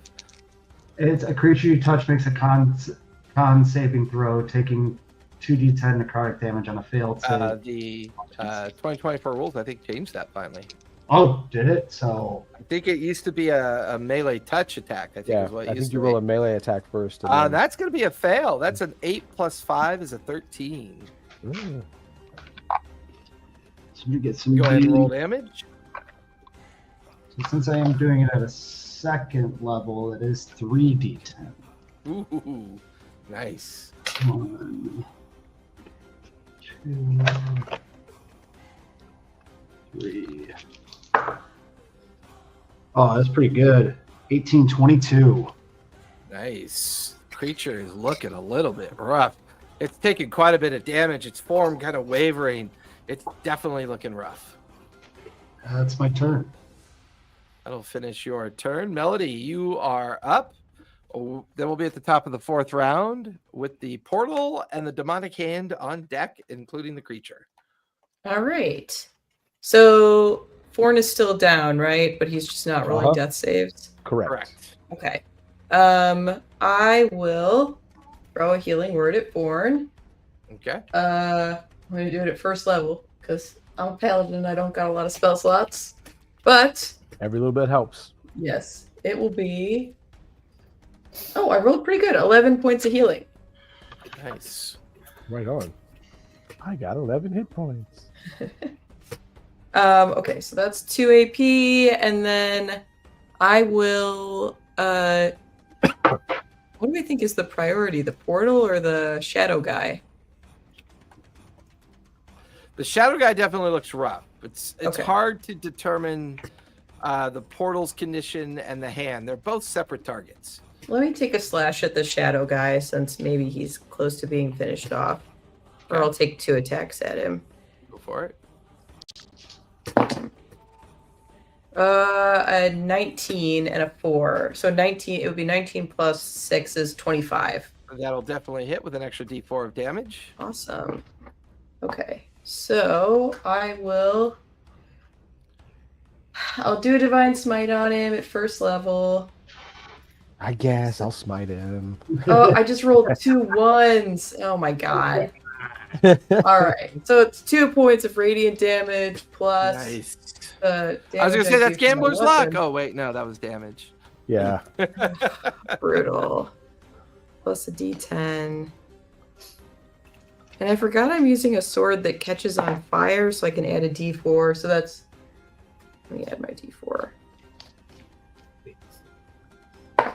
Okay, so it's a 4 plus 4 plus 3 is 11, plus the 2 radiant is 13. Yeah, he is looking rough. Still on Um, his feet, but looking very rough. and then I'll, I guess, throw I'll throw a javelin at the hand. Okay. Let's see. That's a 25 and a 16. Or 25 and a 17. 25 will definitely hit. All right. You're throwing 2 javelins? Yeah, I'm just doing You get 2 attacks. right? Yeah. Yeah. Both will hit. Okay, awesome. All right, that's 7 points of damage. Nice. The hand kind of racked by the javelins. The eye squints in pain inside the portal. The portal shakes some more with the strike into the hand of the demonic hand floating outside the portal. All right. I'll finish your turn. Yes. Top of the 4th round. The bad guys are up. Let's see. The hand is going to attempt to grapple Albatross again. Give me athletics or acrobatics, Professor. 18. 18. That is 17 plus 7 is a 24. Ugh. You are grappled by the hand. As the massive hand grapples around you, this dark necrotic energy begins to boil around you as well, as you take 26 points of necrotic damage. Oof. Sorry. Give a minute. I'll roll for concentration in a second. Let me, 13 or do higher. that You damage. maintain concentration on Moonbeam. So, you said 26 points damage. Correct. Is that right? Yep. Sorry, I gotta do some math there. So 13 or higher to maintain that. Correct. Come on, new dice. I'm trusting you. Oh, you son of a bitch. Okay, nope, that's a 10. It drops. Oh, Yeah. Thanks, 10 bisexual. plus your con save. No, it's a 3 plus my con save. Did you just gloat last round that, plus 7? I'm going to be saving the whole time. You said plus, well, when it was a 10, yeah, that's really hard. That would have been a 10. All And right, it would have with been 5, that, but no. concentration drops. The Moonbeam collapses around the portal in the hand. The creature, it's going to take 2 attacks on Thorn. And Thorn, you're still prone, correct? Yes, I am. So this is with advantage. Yep. That is double 3s. But that creature should actually have disadvantage because I hit him with my longsword. So for Sap, his first attack after he gets hit has Well, he wouldn't have disadvantage. disadvantage, and he wouldn't have advantage. So I'll re-roll, even though it was crits with double 3s. I'll say it's a regular attack because of Sap. Okay. So 2 regular attacks. That is a 19 and a 22. Yep, both hit. Oh, I rolled low on damage. 2, 4, 6, 7, 17 points of cold damage. I'm back down again. You are unconscious yet again. Uh-huh. Creature's going to spin around on Eritrea and take 2 attacks on Eritrea. That is going to be a 24 and an 18. Jeez, both please. hit. That is going, 18 like that plus 10. 28 points of cold damage. Then he'll switch to Melody and take 2 attacks. That is going to be a 13 and a 12. Both will miss. Nice. And on his final AP, he will take 2 more attacks on Eritrea. That is a 10 and a 24. 24 hits. That is 8 plus 5 is 13 plus a d4. That is 15 points of cold damage. I am down again. Trio is now unconscious as well. We're just Professor taking it out. Albatross is grappled. Foreign and Eritrea are unconscious. That will finish Yeah, that was his 4th AP. I'll finish the bad guy. Jabatros, you are considered grappled and restrained because of the failed condition of the hand grappling you. So your movement is 0, and your attacks have disadvantage, I believe. Let me double check restrain. I'd like to try to break the grapple, which I would assume would be in like an athletics. It's just an AP to try to break it. I guess I'm gonna try that. Because you're basically contesting it, is what you're doing. Okay. So my new bisexual dice betrayed me, but my old chaos color dice has a 26. My bisexual dice have betrayed me. Fuck them. I am switching to the more robust. I'm switching to my old chaos dice. That's fine. But yeah, this guy, yeah, I get it. I see how it is. You can't decide which side you want to play on. I get it. I can say it. So a challenge, athletics, acrobatics challenge. I'm obviously going with athletics. That is a 13 plus 7 is a dirty 20. All right. So what'd you get? I got a 26. Okay, so you Nice. managed to peel apart the fingers and step out of the grapple. You land onto the ground next to the hand. And you just hear this chaotic roar come out of the portal. No! So, very first thing I'm going to do is I'm going to cast Shield of Faith on myself, which is con, and it basically just gives me +2 more AP so that I can tank a little bit more. +2 AC. +2 to your AC? Yes, I'm sorry. I misspoke there. +2 Okay. And that's a AC. spell, right? Yes. So, Okay, so you have 1 AP left. 1 AP to break the grapple, 2 AP to increase your armor class with Shield of Faith. You have 1 AP left. All right, I'm going to go ahead and try to Scorch Scale Maul the hand that just hit me. So Okay, let me go roll for that. Okay, that is a 22 to hit.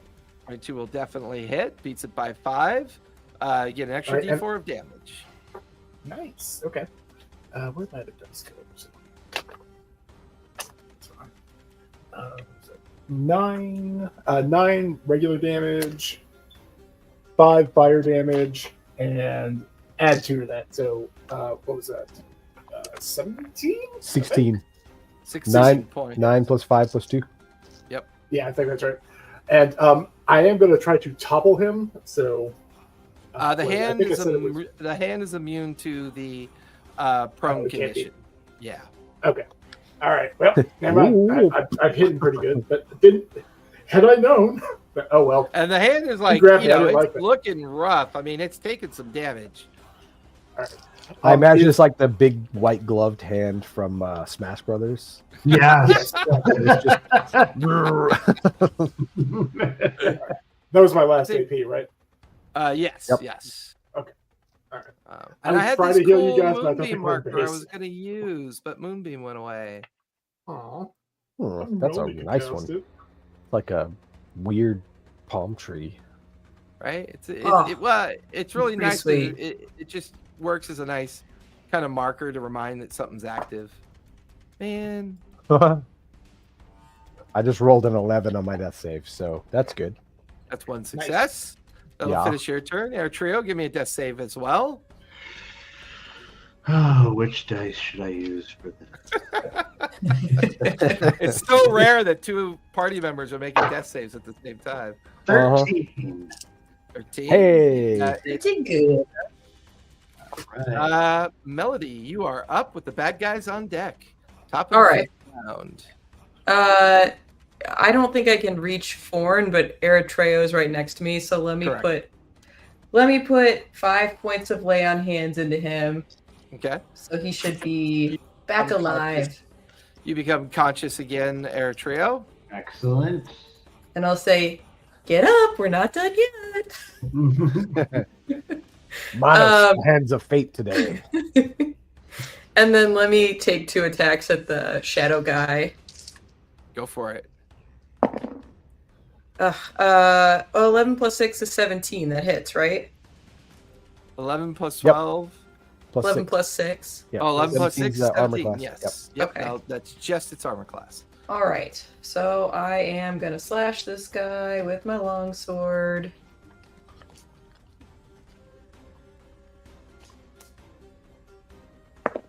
Okay, that's a 4 plus 3 plus a d4, which is a 1.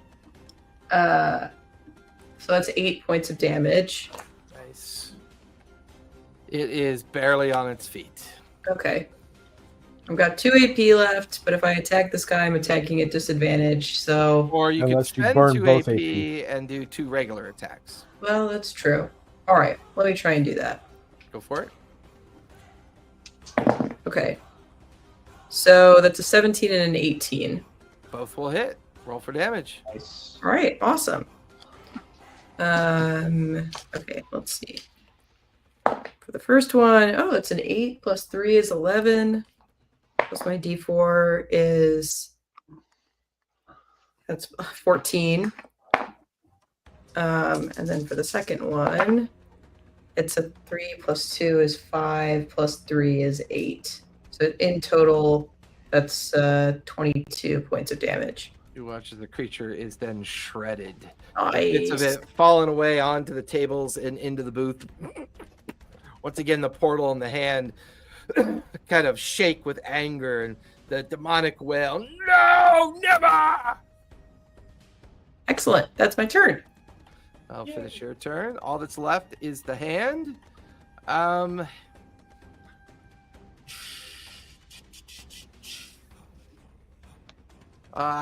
It's limited to what it could do, but it's...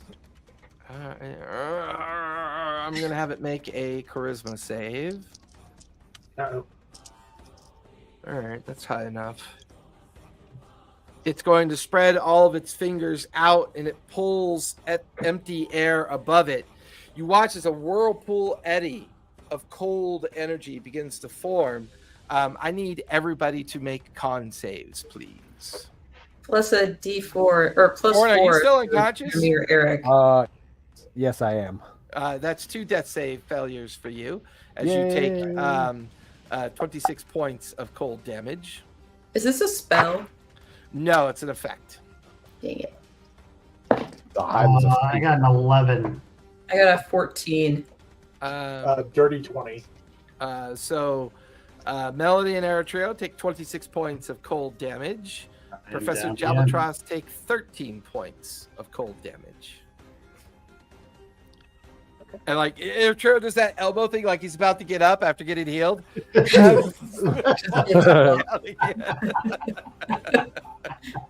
How's Melody looking? I got 4 hit points. So I'm going strong. Oh, man. So You got two got this, paladins, Melody. like, That's all the hand can do. It can only do one thing per round. So it can either grapple or summon, do the summon cold effect. So that finishes its turn. Professor Jabatros, you are up. Thorn is about to make a 3rd death save. Eritrea is back unconscious, and a very haggard and rough-looking Melody is kind of holding onto the booth with her weapon out, ready to attack the hand. all right, I'd like to disengage and get in base with Eritrea and Thorn. Okay, 1 AP. All right. I'm going to do I'm glad I kept these. I'm going to do a lay on hands for both of them. So both of them get 1 AP. I'm sorry, 1 1 hit point. health point back. Yeah, which allows for. I only one kept death 2, save. unfortunately. Hey, So I'm that's splitting okay. between both Yeah, of you guys. Yeah. I'm not rolling my last death save. So. Yeah, I was Yeah. real nervous we were going to lose Thorn for a minute. Uh-huh. Okay. Hey, what's So- the worst could happen? I could turn into a hag. Ooh. True, you could finally That's know the the- true nature that's of the your hex blood. backstory. Yeah, that's the hex blood things. Like, you don't actually die; you turn into a hag. You have 1 AP left, Professor Jabatros. All right. I'm going to try something different. Uh-oh. I'm not actually going to attack one of those. I'm going to the false medallion, the one that I'm assuming this guy is at least somewhat. I could do the one that's a demon face. I thought was an eagle. Yeah. I'm actually going to pull that out, and I'm just going to crush it. Ooh, I love that. I love that so much. Oh, Huh. Okay then. Should have done that Sad first part round. is- Okay. I know. It's like I heard Tro gets up. Why didn't you do that when you first saw it? It's like the end of Raiders of the Lost Ark. No matter what happened, the Ark would have killed everybody anyways. Staring up at the ground from the ground, like, what? Well, how did I get here? There is this intense eruption of energy, this howling demonic howl as the bubble of stasis collapses around, the gateway swirls, the hand is pulled back into the gateway, the shattered remnants of the object that Professor Jabaltros just destroyed kind of lightly floats to the ground, and immediately standing there looking at the destroyed secluded area that you were in is Artagnan, holding 2 mugs of ale, staring at the 4 of you. What the fuck has happened here? What has happened to you? What is going on? There's just like broken furniture, broken floorboards. You could see barrels that busted open, strange black goo kind of hanging on parts of the furniture.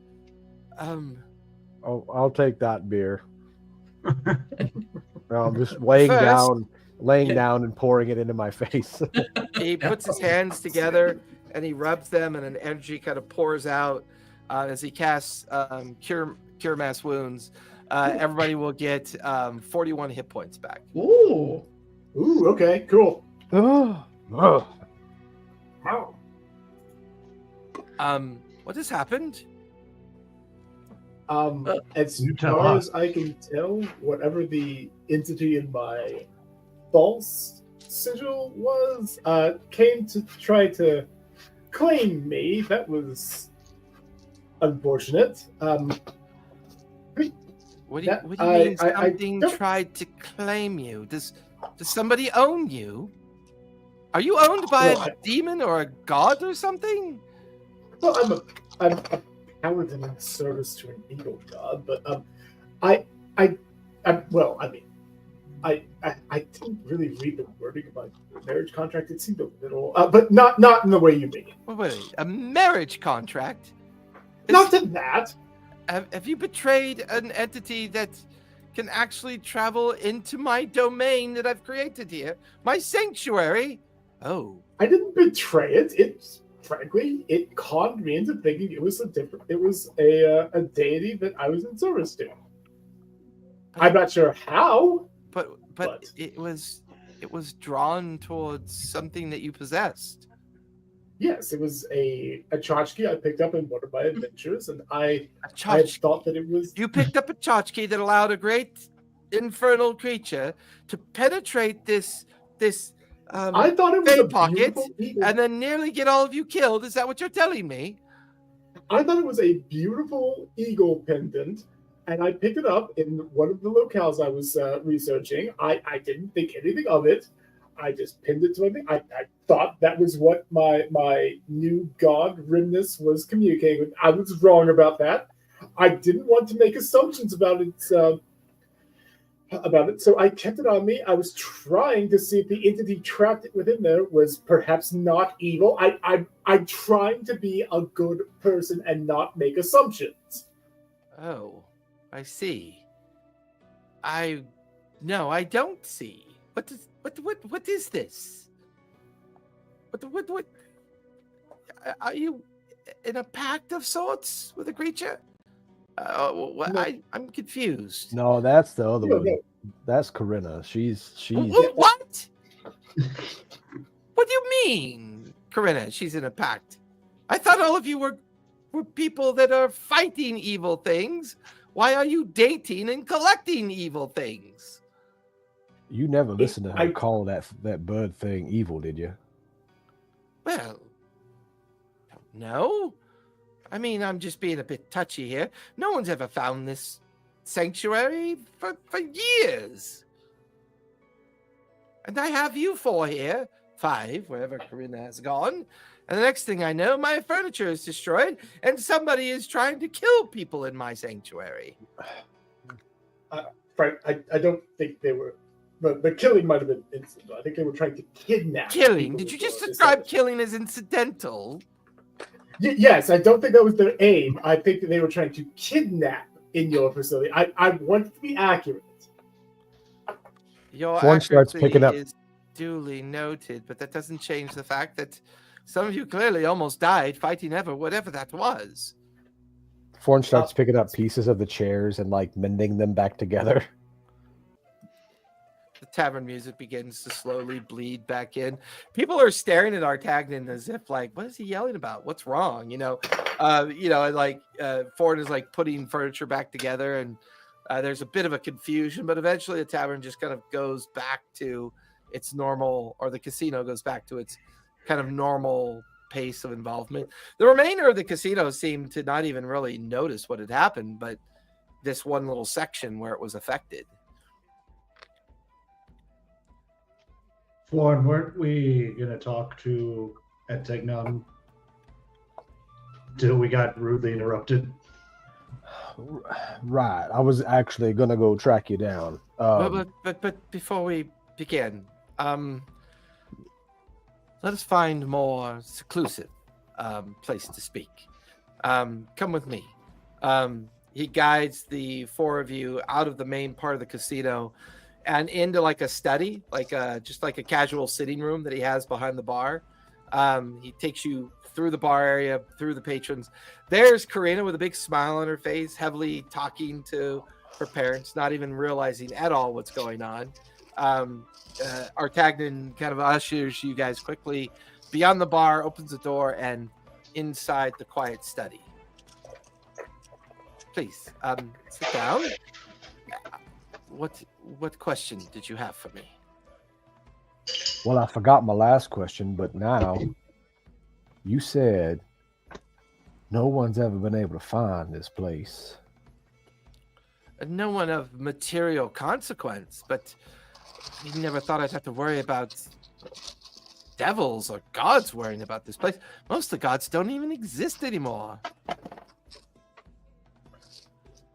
Then what was that? I don't know. I didn't see. I only saw the physical remnants of whatever you fought. You tell me what it was.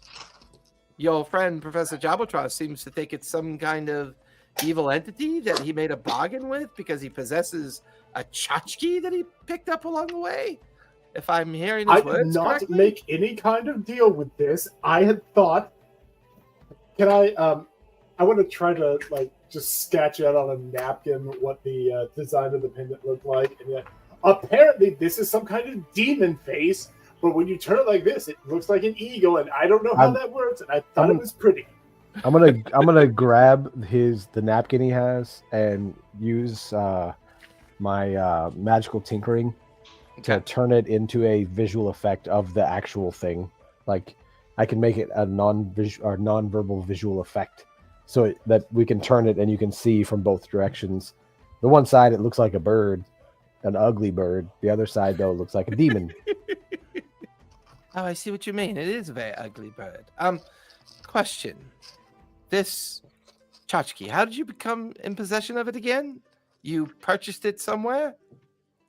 I couldn't tell you exactly where. I'm an extra-player archaeologist. I assume I grabbed it on one of my various adventures, and I thought it was an interesting artifact to keep on me. And as you see, it looked vaguely like an eagle. I have recently come into service of an eagle god. I assumed this is what he was bestowing he was using as a holy symbol. Connotatively, eagle and evil have the same phonical sound. Hey, Trejo, didn't you try to commune with that thing? Have like an experience? And I kind of had a... Kind of fucked you up pretty good. Yes, it took me to some sort of other realm that was hellish. It was a hellish landscape. And there were demons trying to get through a portal into our plane, if I'm remembering this correctly. Yeah, I think you also remember a particularly nasty-looking Mhm. demon was looking through a portal gateway and saw an Eric Cochran that you Saw recognized as Professor Drabbletros, Yeah, what he was teaching. Drabbletros, and then put his hand through the portal, took something from Professor, and then put something back onto him at the same time. Which is probably where that pendant came from. Yes. Have you heard of anything like any stories of a realm like that, Antignon? There are plenty of stories about the 9 realms of hell. I'm more intrigued by this idea of this portal, Professor. This portal that you used, is it still there, still functional? Do you know where it is? Sorry, I'm heading back.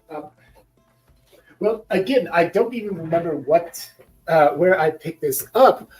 But Well, I'm not worried about the pendant, but what is this portal? Do you use a portal to travel to Exandria? Well, yes, I use the planar gates to get to my various archaeological sites. The pendant, as far as I can tell, was actually it was something that was trapping me in this realm. I have not been able to use one since I picked this up, although I have not tested this. As far as I am aware, I believe with that no longer being on my person, not being attuned to it, I should be able to use them now. But that was actively interfering with the travel of the realms. And where are these gates located? Well, there's one in Jrusar. So they're just planar gates. You just pay a but they have to be anchored somewhere. Do they physically exist somewhere? But that's beyond my knowledge. I don't know the mechanics of it. I'm an archaeologist. I'm not a whatever those are. Just so somewhere in the city of Jrusar are planar gates to your home realm, and you don't know where they are. Well, I'm saying like there's the one that is a commercial entity that you can just go to. The one that was at the site that I was digging at, was doing my research at. We hired a mage to open one. Again, that's the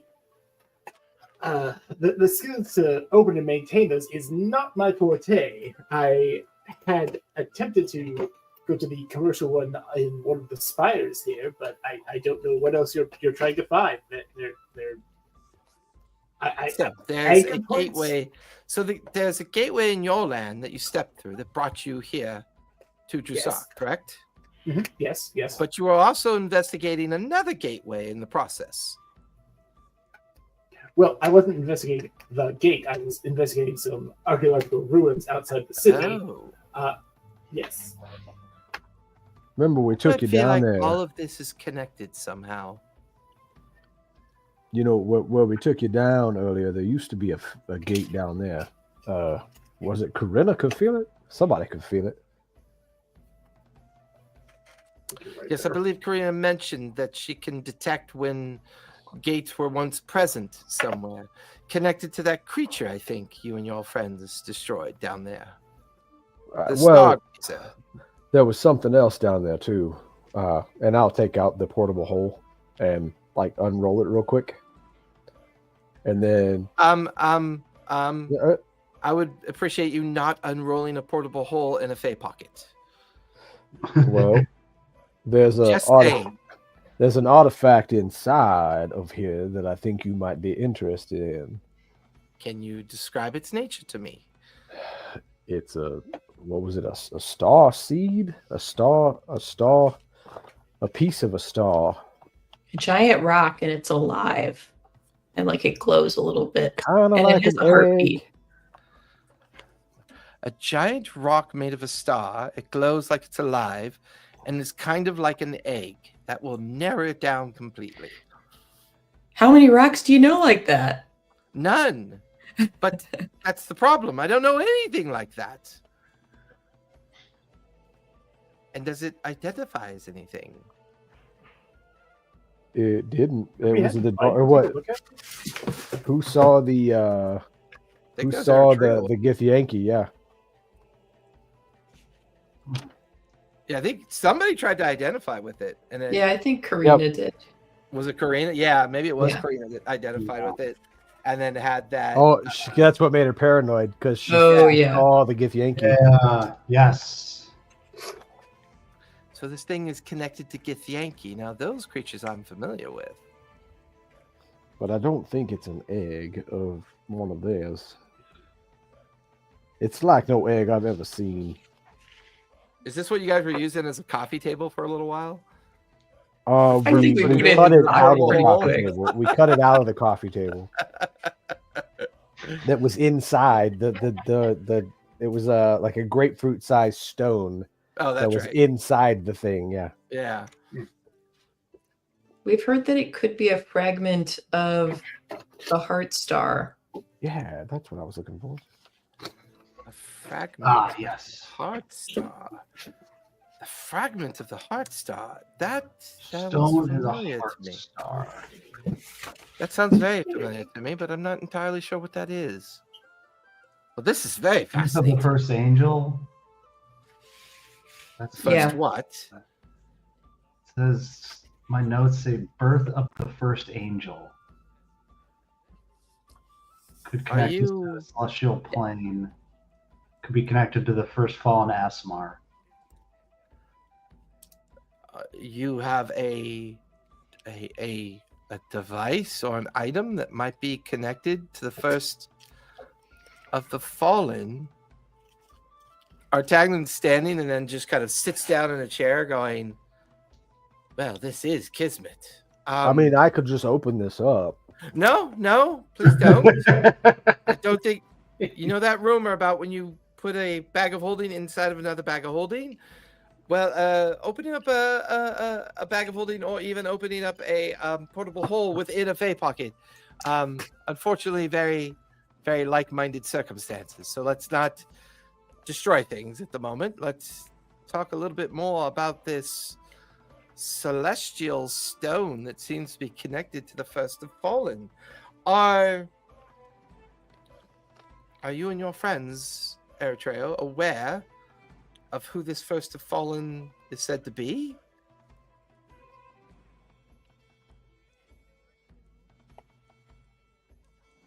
I don't know anything about it. Eritrea.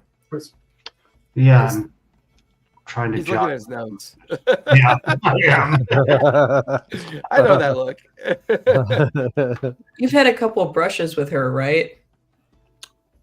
At the garden at the Wild At the Mother's- garden, that Yep. statue of her. I don't remember I think her he's name. trying to determine how much he Have actually wants to Bonnie. share with Artagnan. Mm-hmm. It's Devani, isn't it? Yeah. Mhm. Davini. Davini. The first of fallen is, how shall we say this? The first of all celestial. They all spring from a fountain of celestial existence, and this first of fallen is said to be the one that not only brought the celestial plane into existence, but lost favor with some of the gods that reside in the celestial plane, and they cast her out, hence creating the idea of a fallen Azamar. It is said that she has wandered the surface of Exandria for well over many millennia. Some even think it goes back to the period of founding of Exandria, even further back than most people understand. And rumor has it, to this very day, she wanders Exandria in secret. She takes on psychic form. She takes on animal form. She takes on many different reincarnated forms as she is, how shall we say, seeking a vessel upon which to populate and attain her rightful place back within the celestial plane itself. Return from the bosom upon which she was thrown out from. But in order to even be able to approach this, she must be able to find an And that's when Artagnan's eyes rest on Eritrea and rest on all of you. I think we've had enough excitement for tonight. I think the four of you would be better off staying here with Karina and the others. We'll keep you safe, keep you well rested. I am going to make plans to hold off on meeting Lord Kallion until we can talk about our plan for moving forward. If you'll excuse me, I'll go make preparations for your rooms. And he just kind of does a double take at Eritrea and then shakes his head and then heads out the door to go prepare your rooms. Can I roll an insight check against that? Yep, you sure can. Oh, if I could roll better. Not that bad, though. My insight's okay. I have a +5, so it's a 14. 14? He's definitely holding back on something, but you're not sure what it is. And it's definitely in regards to Eritrea and the conversation you just had about the First of Fallen. So he thinks that Eritrea's the vessel, right? Yeah. I'm gonna walk over and like look at Eritrea, like examining him really awkwardly, but just like right up, looking for something. Right. Yep. Pretty much like a very, very, very like It's like the Curb Your Enthusiasm Larry David. No offense, but like if he was inhabited by the First Fallen, I don't think he would have fallen so many times during that fight. comedy. I like it. But you didn't die. Well, by the grace of my companions. Oh, not that time. The last time. Yes. You died, but you didn't die. Like pull his ear, you know, like he's Are you trying to do a Men in Black, pull his ear and his face splits open a little guy? Like, or you just touch the thing together. It's Davini.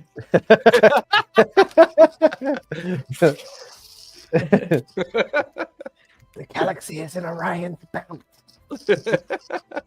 I don't think Eritrea has ever told us about like the fact that he's maybe seen Davini a couple times. Is that right? Or has he told us? I don't think he's told you guys. Mm-mm. We just take good notes.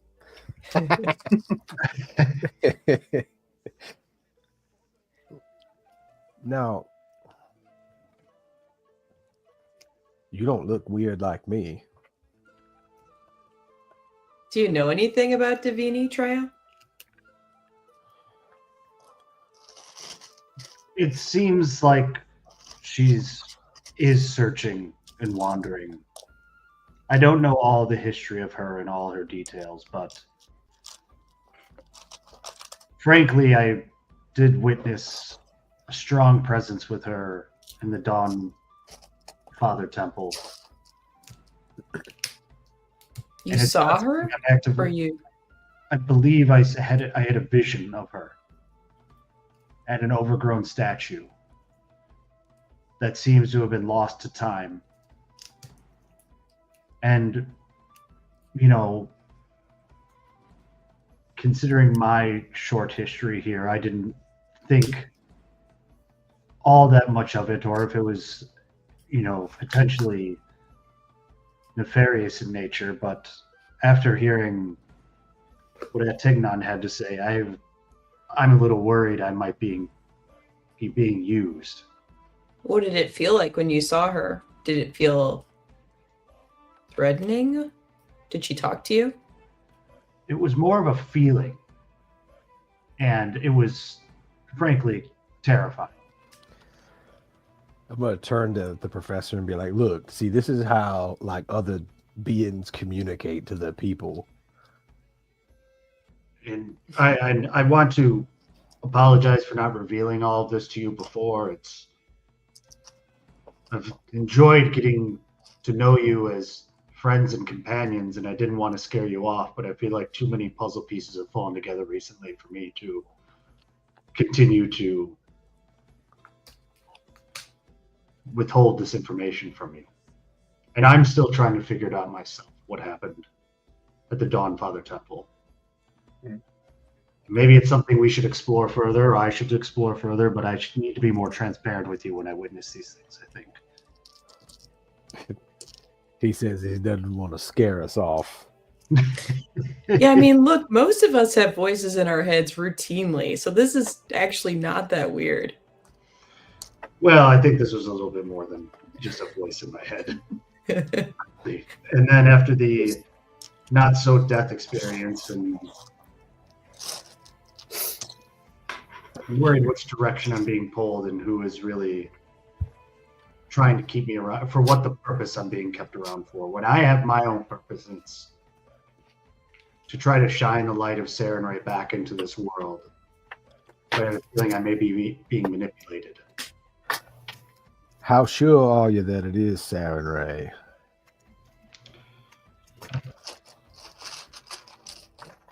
I'm pretty sure it is Sarenrae that is guiding me.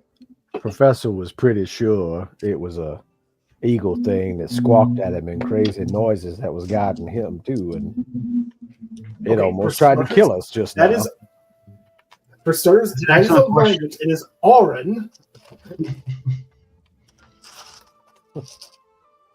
It must be pretty awkward for Davini to be running around Exandria now that all the gods are hiding on Exandria as well.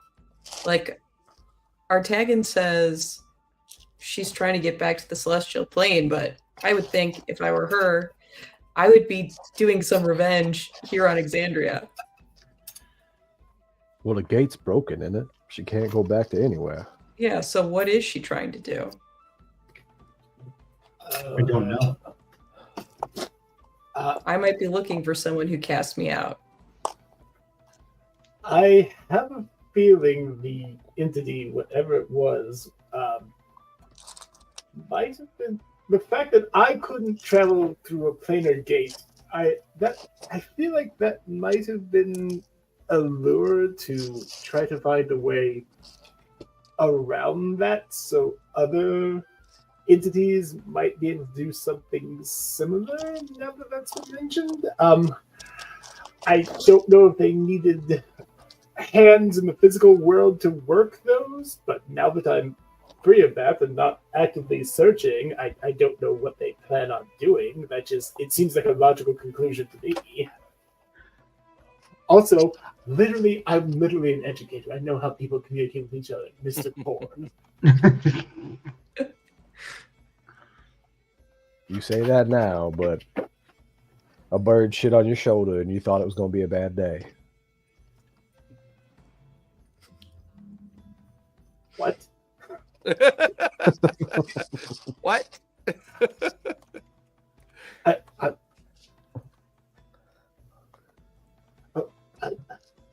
Okay, just. So, you think she's out for revenge? I don't really know, but it seems like if she's been wandering Exandria for thousands of years, and now the people that cast her out are trapped on Exandria with her. Artagan's coat was very serious about not revealing his secrets. Mm-hmm. I don't think everybody has a coat. I wouldn't suspect, I should say, that everybody has a coat. People are looking for the gods, right? Like, people who worship them are looking for them. People who want to hurt them are looking for them. Eventually, some of them will be exposed.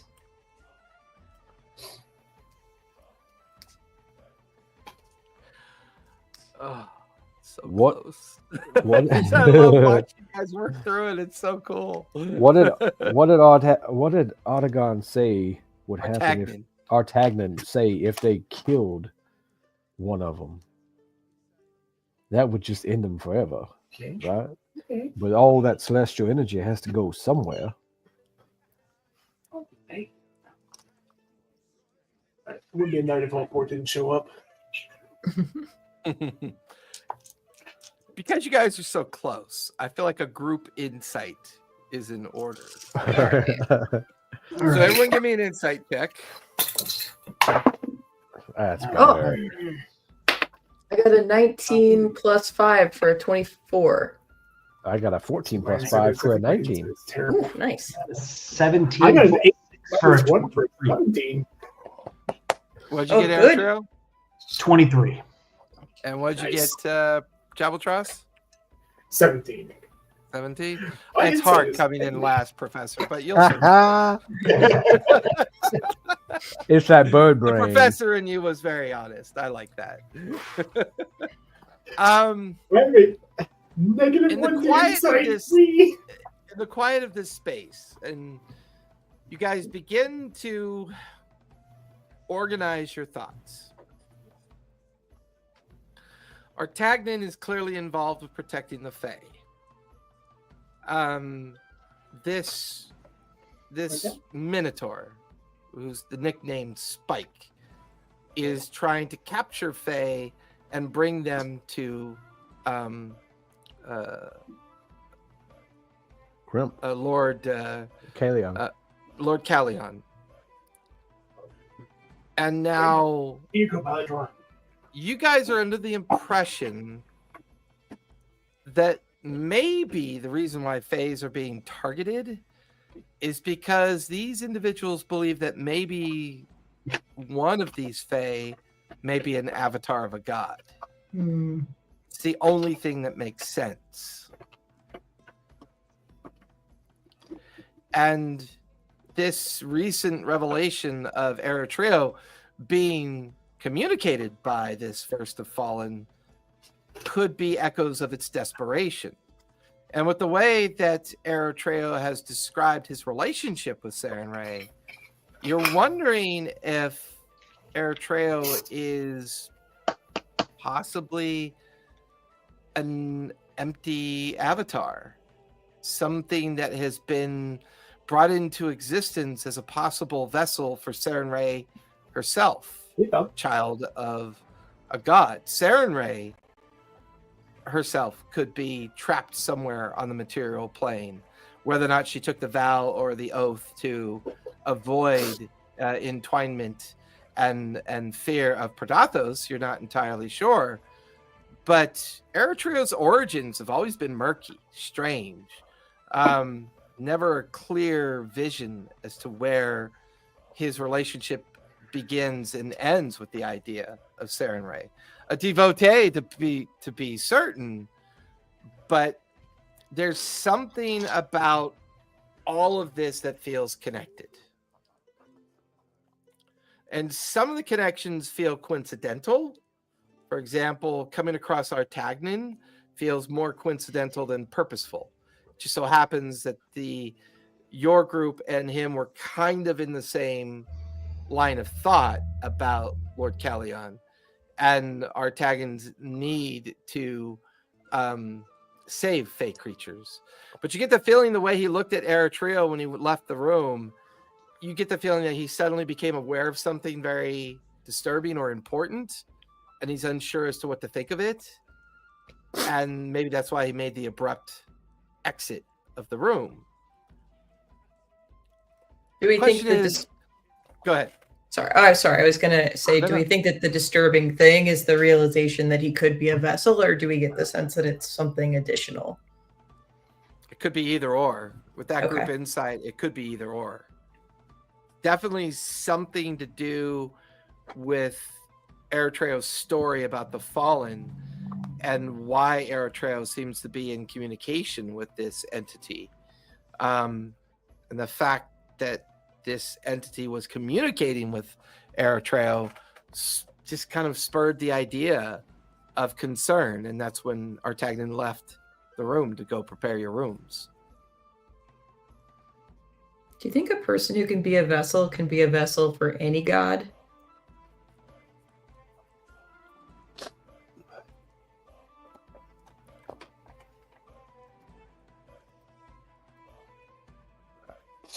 Seems likely.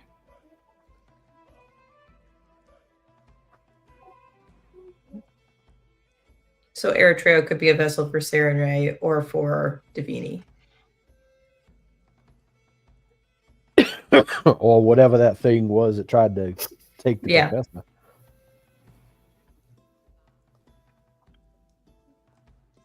We should operate I under would the s- assumption that it can be. I would say the interaction with what happened and the focus on the professor definitely feels very different. You get the feeling that whatever item that the professor destroyed might have been the fact that the professor inadvertently accepted a pact without even realizing he did. They don't feel the same. They actually feel a little bit more sinister. Whereas Eritrea's origin feels confusing and a little bit misunderstood, you get the feeling that whatever that tchotchke was that Professor Jabaltros found, it inadvertently bound him to that creature, and that creature was trying to collect on the debt.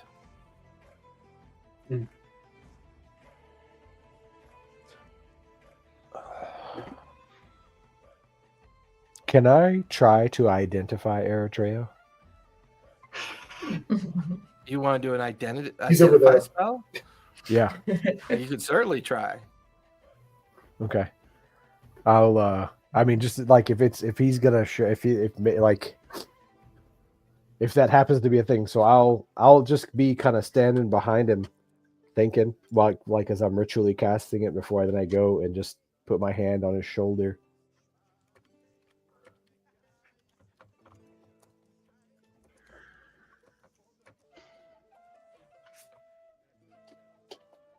And it tells me that it's a brown jacket.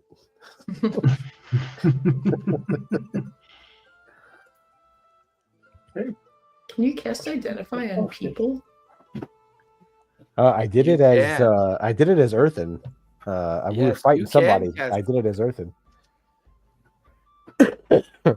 And I'll drop so when you identify a person, when you touch a creature, throughout the casting, you learn what spells, if any, are currently affecting that creature, that person.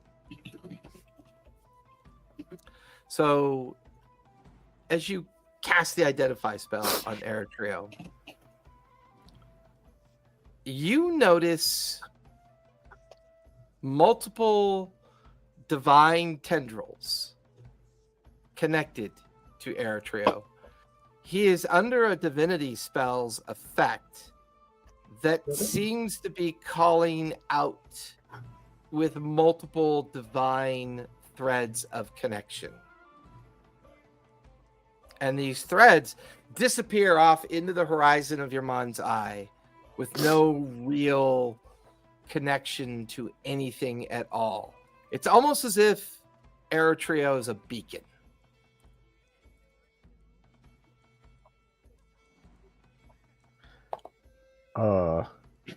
And then the identify spell fades. I don't really know how to describe what I just saw other than to say you're like a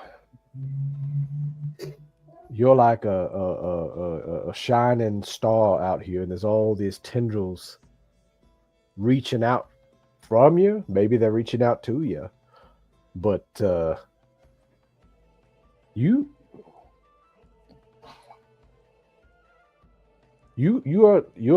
like a lure or a beacon or something. I get the feeling there's going to be a lot more people, deities, in our future, trying to reach out to you.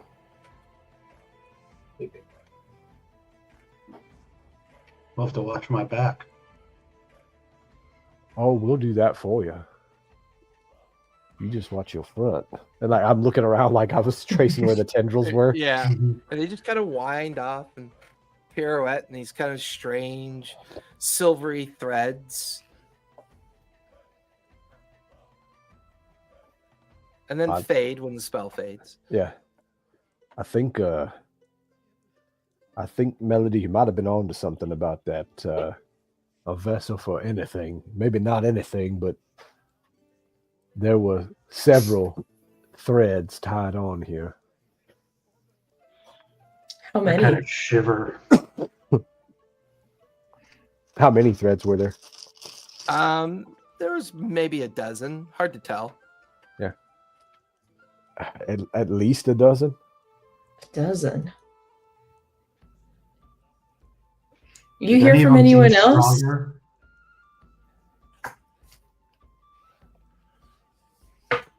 Which one was that? Sorry. What did you ask, Melody? Oh, I was asking Eritreo, have you heard from anyone else besides Sarenrae and Davini? Not to my knowledge, no. Do any of the tendrils look stronger than others? There were two that seemed to give off more energy, more divinity than most of the others. I mean, there was a couple that were brighter, I guess I could say. But it was 2 out of, like a dozen.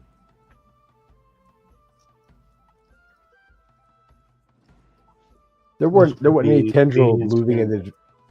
I was saying there wasn't a tendril going in the direction of our buddy Artagnan here. No sense of direction. Right. Just a sense Just that kinda- 2 of the tendrils Yeah. were pulsing a little bit brighter, a little bit stronger. Well, maybe one of them Sarenrae, but who knows who that other one is? I mean, I don't even know that they were on Sarenrae. But you got 2 people fighting. Well, you got a dozen, but 2 particularly fighting over your being, soul. I don't know.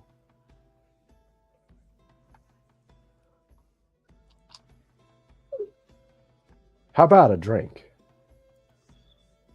I think I'll take you up on that one. Well, we'll kind of walk out to the bar and come back with a couple of mugs. To bodies that ain't our own.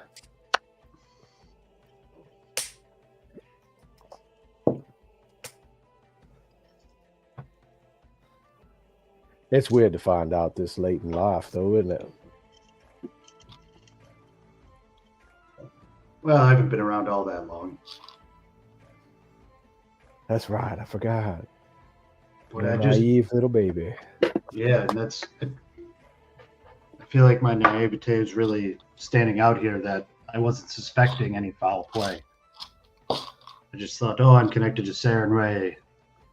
Things like this happen. Why'd you think you're Sarenrae? What makes you so convinced it's Sarenrae? She's my mother.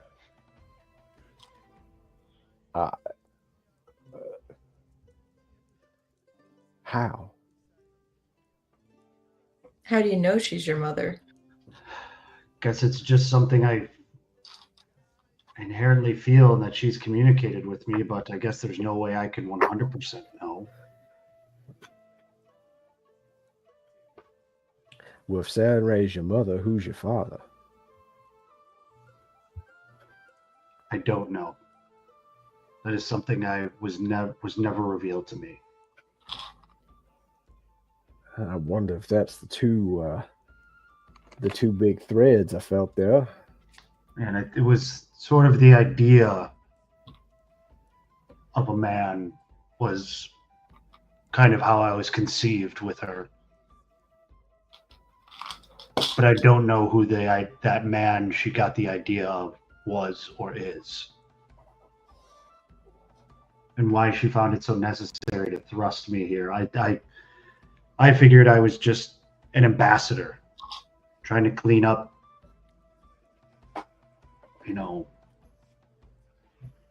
some of the issues in this hellish city, but I feel like I've been manipulated this whole time now. Well, maybe she does mean you to be an ambassador, but other people want you for something else. That could be.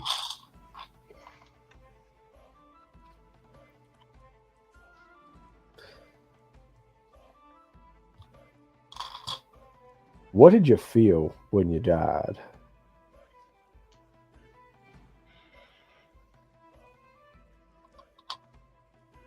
There was a lot of fear, uncertainty. It didn't last very long, though.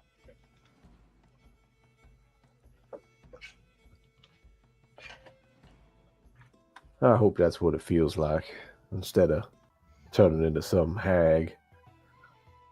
I don't think I look good as a hag, do you?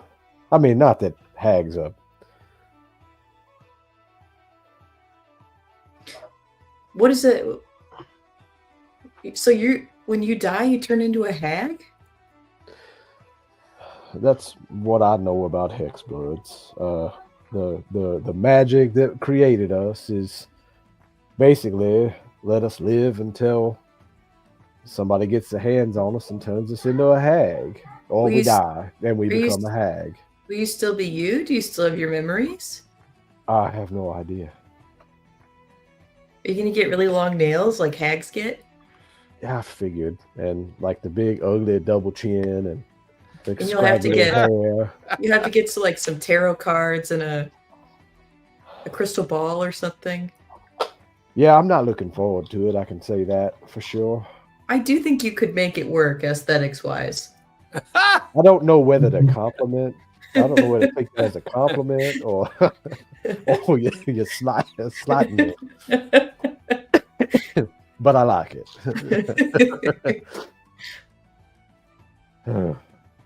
It's been a heavy night. Corinne, I guess she's off with her parents still. Professor, whatever the hell tried to kill you, Trail, Melody, to us.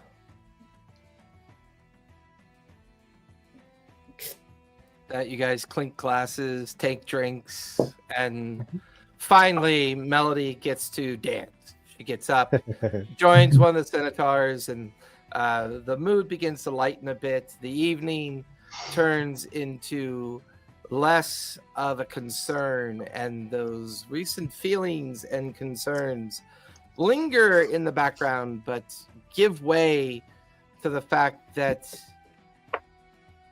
even though you're in the middle of something, and even though you feel like there are unanswered questions, you've made profound successes and important alliances. Artagnan is clearly on the side of saving the Fae, but he has not fully revealed everything that he is concerned about. And you get the feeling that may have something to do with Eritrea. Unwittingly, by joining this sanctuary, Professor Jalbatross' veil between other planes of existence weakened enough for the pact of the badge or the item that he had found to be reclaimed. That reclaim was meant to reclaim the badge and his soul, giving this creature of power some added bonuses in one of its many kingdoms of hell that it resides in. So by joining this sanctuary, Professor Jalbatross, you feel kind of freed of something that maybe has been kind of hanging over you as a kind of gray or dark cloud, perhaps. I try and get everyone to dance. I keep trying to pull you all onto the dance floor. No, it don't work. I'm like very that. insistent. I keep being like, come on. Like I dodge behind Eritrea and kind of push him out there.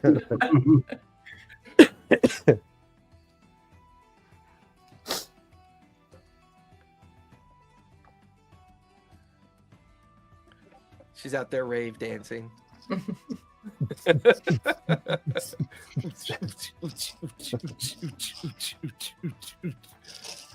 My system Eventually, is out. as the night winds on and the evening wanes into the late night, Artagnan eventually collects all five of you, Karina as well, yawning with exhaustion of spending the whole evening talking with her parents, finally recognizing that the four of you look a mix between relieved and confused and a bit troubled. Artagnan guides you to a section of the casino where you are given a kind of massive ensuite room where all of you can just crash out into your own beds. And just before he closes the door, he mutters under his breath to everybody, "There's anything that you don't have to worry about tonight is a good night's sleep. We will talk more in the morning, and we'll make our final decisions on what to do about Lord Callion." And he just kind of smiles, closes the door. You hear a minute-long spell invocation that goes on. A flare of energy kind of surrounds the door. Silver energy winds its way through the floorboards, up the walls, as you feel sanctuary kind of imbued upon the space that you're in. And possibly other magical effects as well. One by one, each of you begin to drift off to sleep. I need all 4 of you to make charisma saves, if you would. +4. Oh no! I got +4, yeah, you'd have that +4 because technically you're in range of Melody. I got 5. 5. Oh, I Yes. beat you by 1. I'm good. I got a nat 20 plus 11, so I think I'm good. 30, 31. What'd you get for it? A 6? Uh-huh. A Melody, what'd you get? I got a 16. 16. I'm not good at these things, I told you. For Arrow Trail, it is a sleepless night of tossing and turning, unable to calm your mind. In the middle of your long rest, you find yourself sitting up in bed and staring at the others as they are sound asleep. Uh-oh. At the foot of Thorn's bed, you see a figure Ooh. sitting there. Its wings shattered glass, its face a shattered white plaster of cracks with blackened liquid pouring from its eyes, its body covered in a kind of leather and feather-like relief of its form, its body never really truly taking shape. Sensing your presence, its hands are hovering over the face of Thorn, tendrils of energy pouring in to Thorn. Its body never moves, but its head turns almost like a mechanical doll, just pivots awkwardly to look towards Arrow Trio. There's a sudden burst of energy, a scream of pain as the figure dissipates. And that's where we're going to finish tonight. Ooh. Ooh. Spooky. As you guys get your Ooh. first, get your first look at, as you get your first look at the Vinny. Oh no. You know, I suffer from sleep paralysis from time to time, so that is a very real thing I've witnessed. Oh wow, do you? I didn't know that. So I will tread lightly next time. no, That could potentially be a trigger, and I think it would be, no, it's So, not at all. as a reminder, everyone out there, thank you for joining us. You guys go ahead and linger. We'll talk about the upcoming June schedule. But for everybody else, the studio will be closed next Sunday, so we will not be playing next Sunday. But we will be back, I believe, June 1st. Everyone should be good, I think, for June 1st. So be safe, be kind, and don't forget, play a game. Good night, everybody. One of these days, I will get it right. I'll have the button hovering over it, and it'll just happen.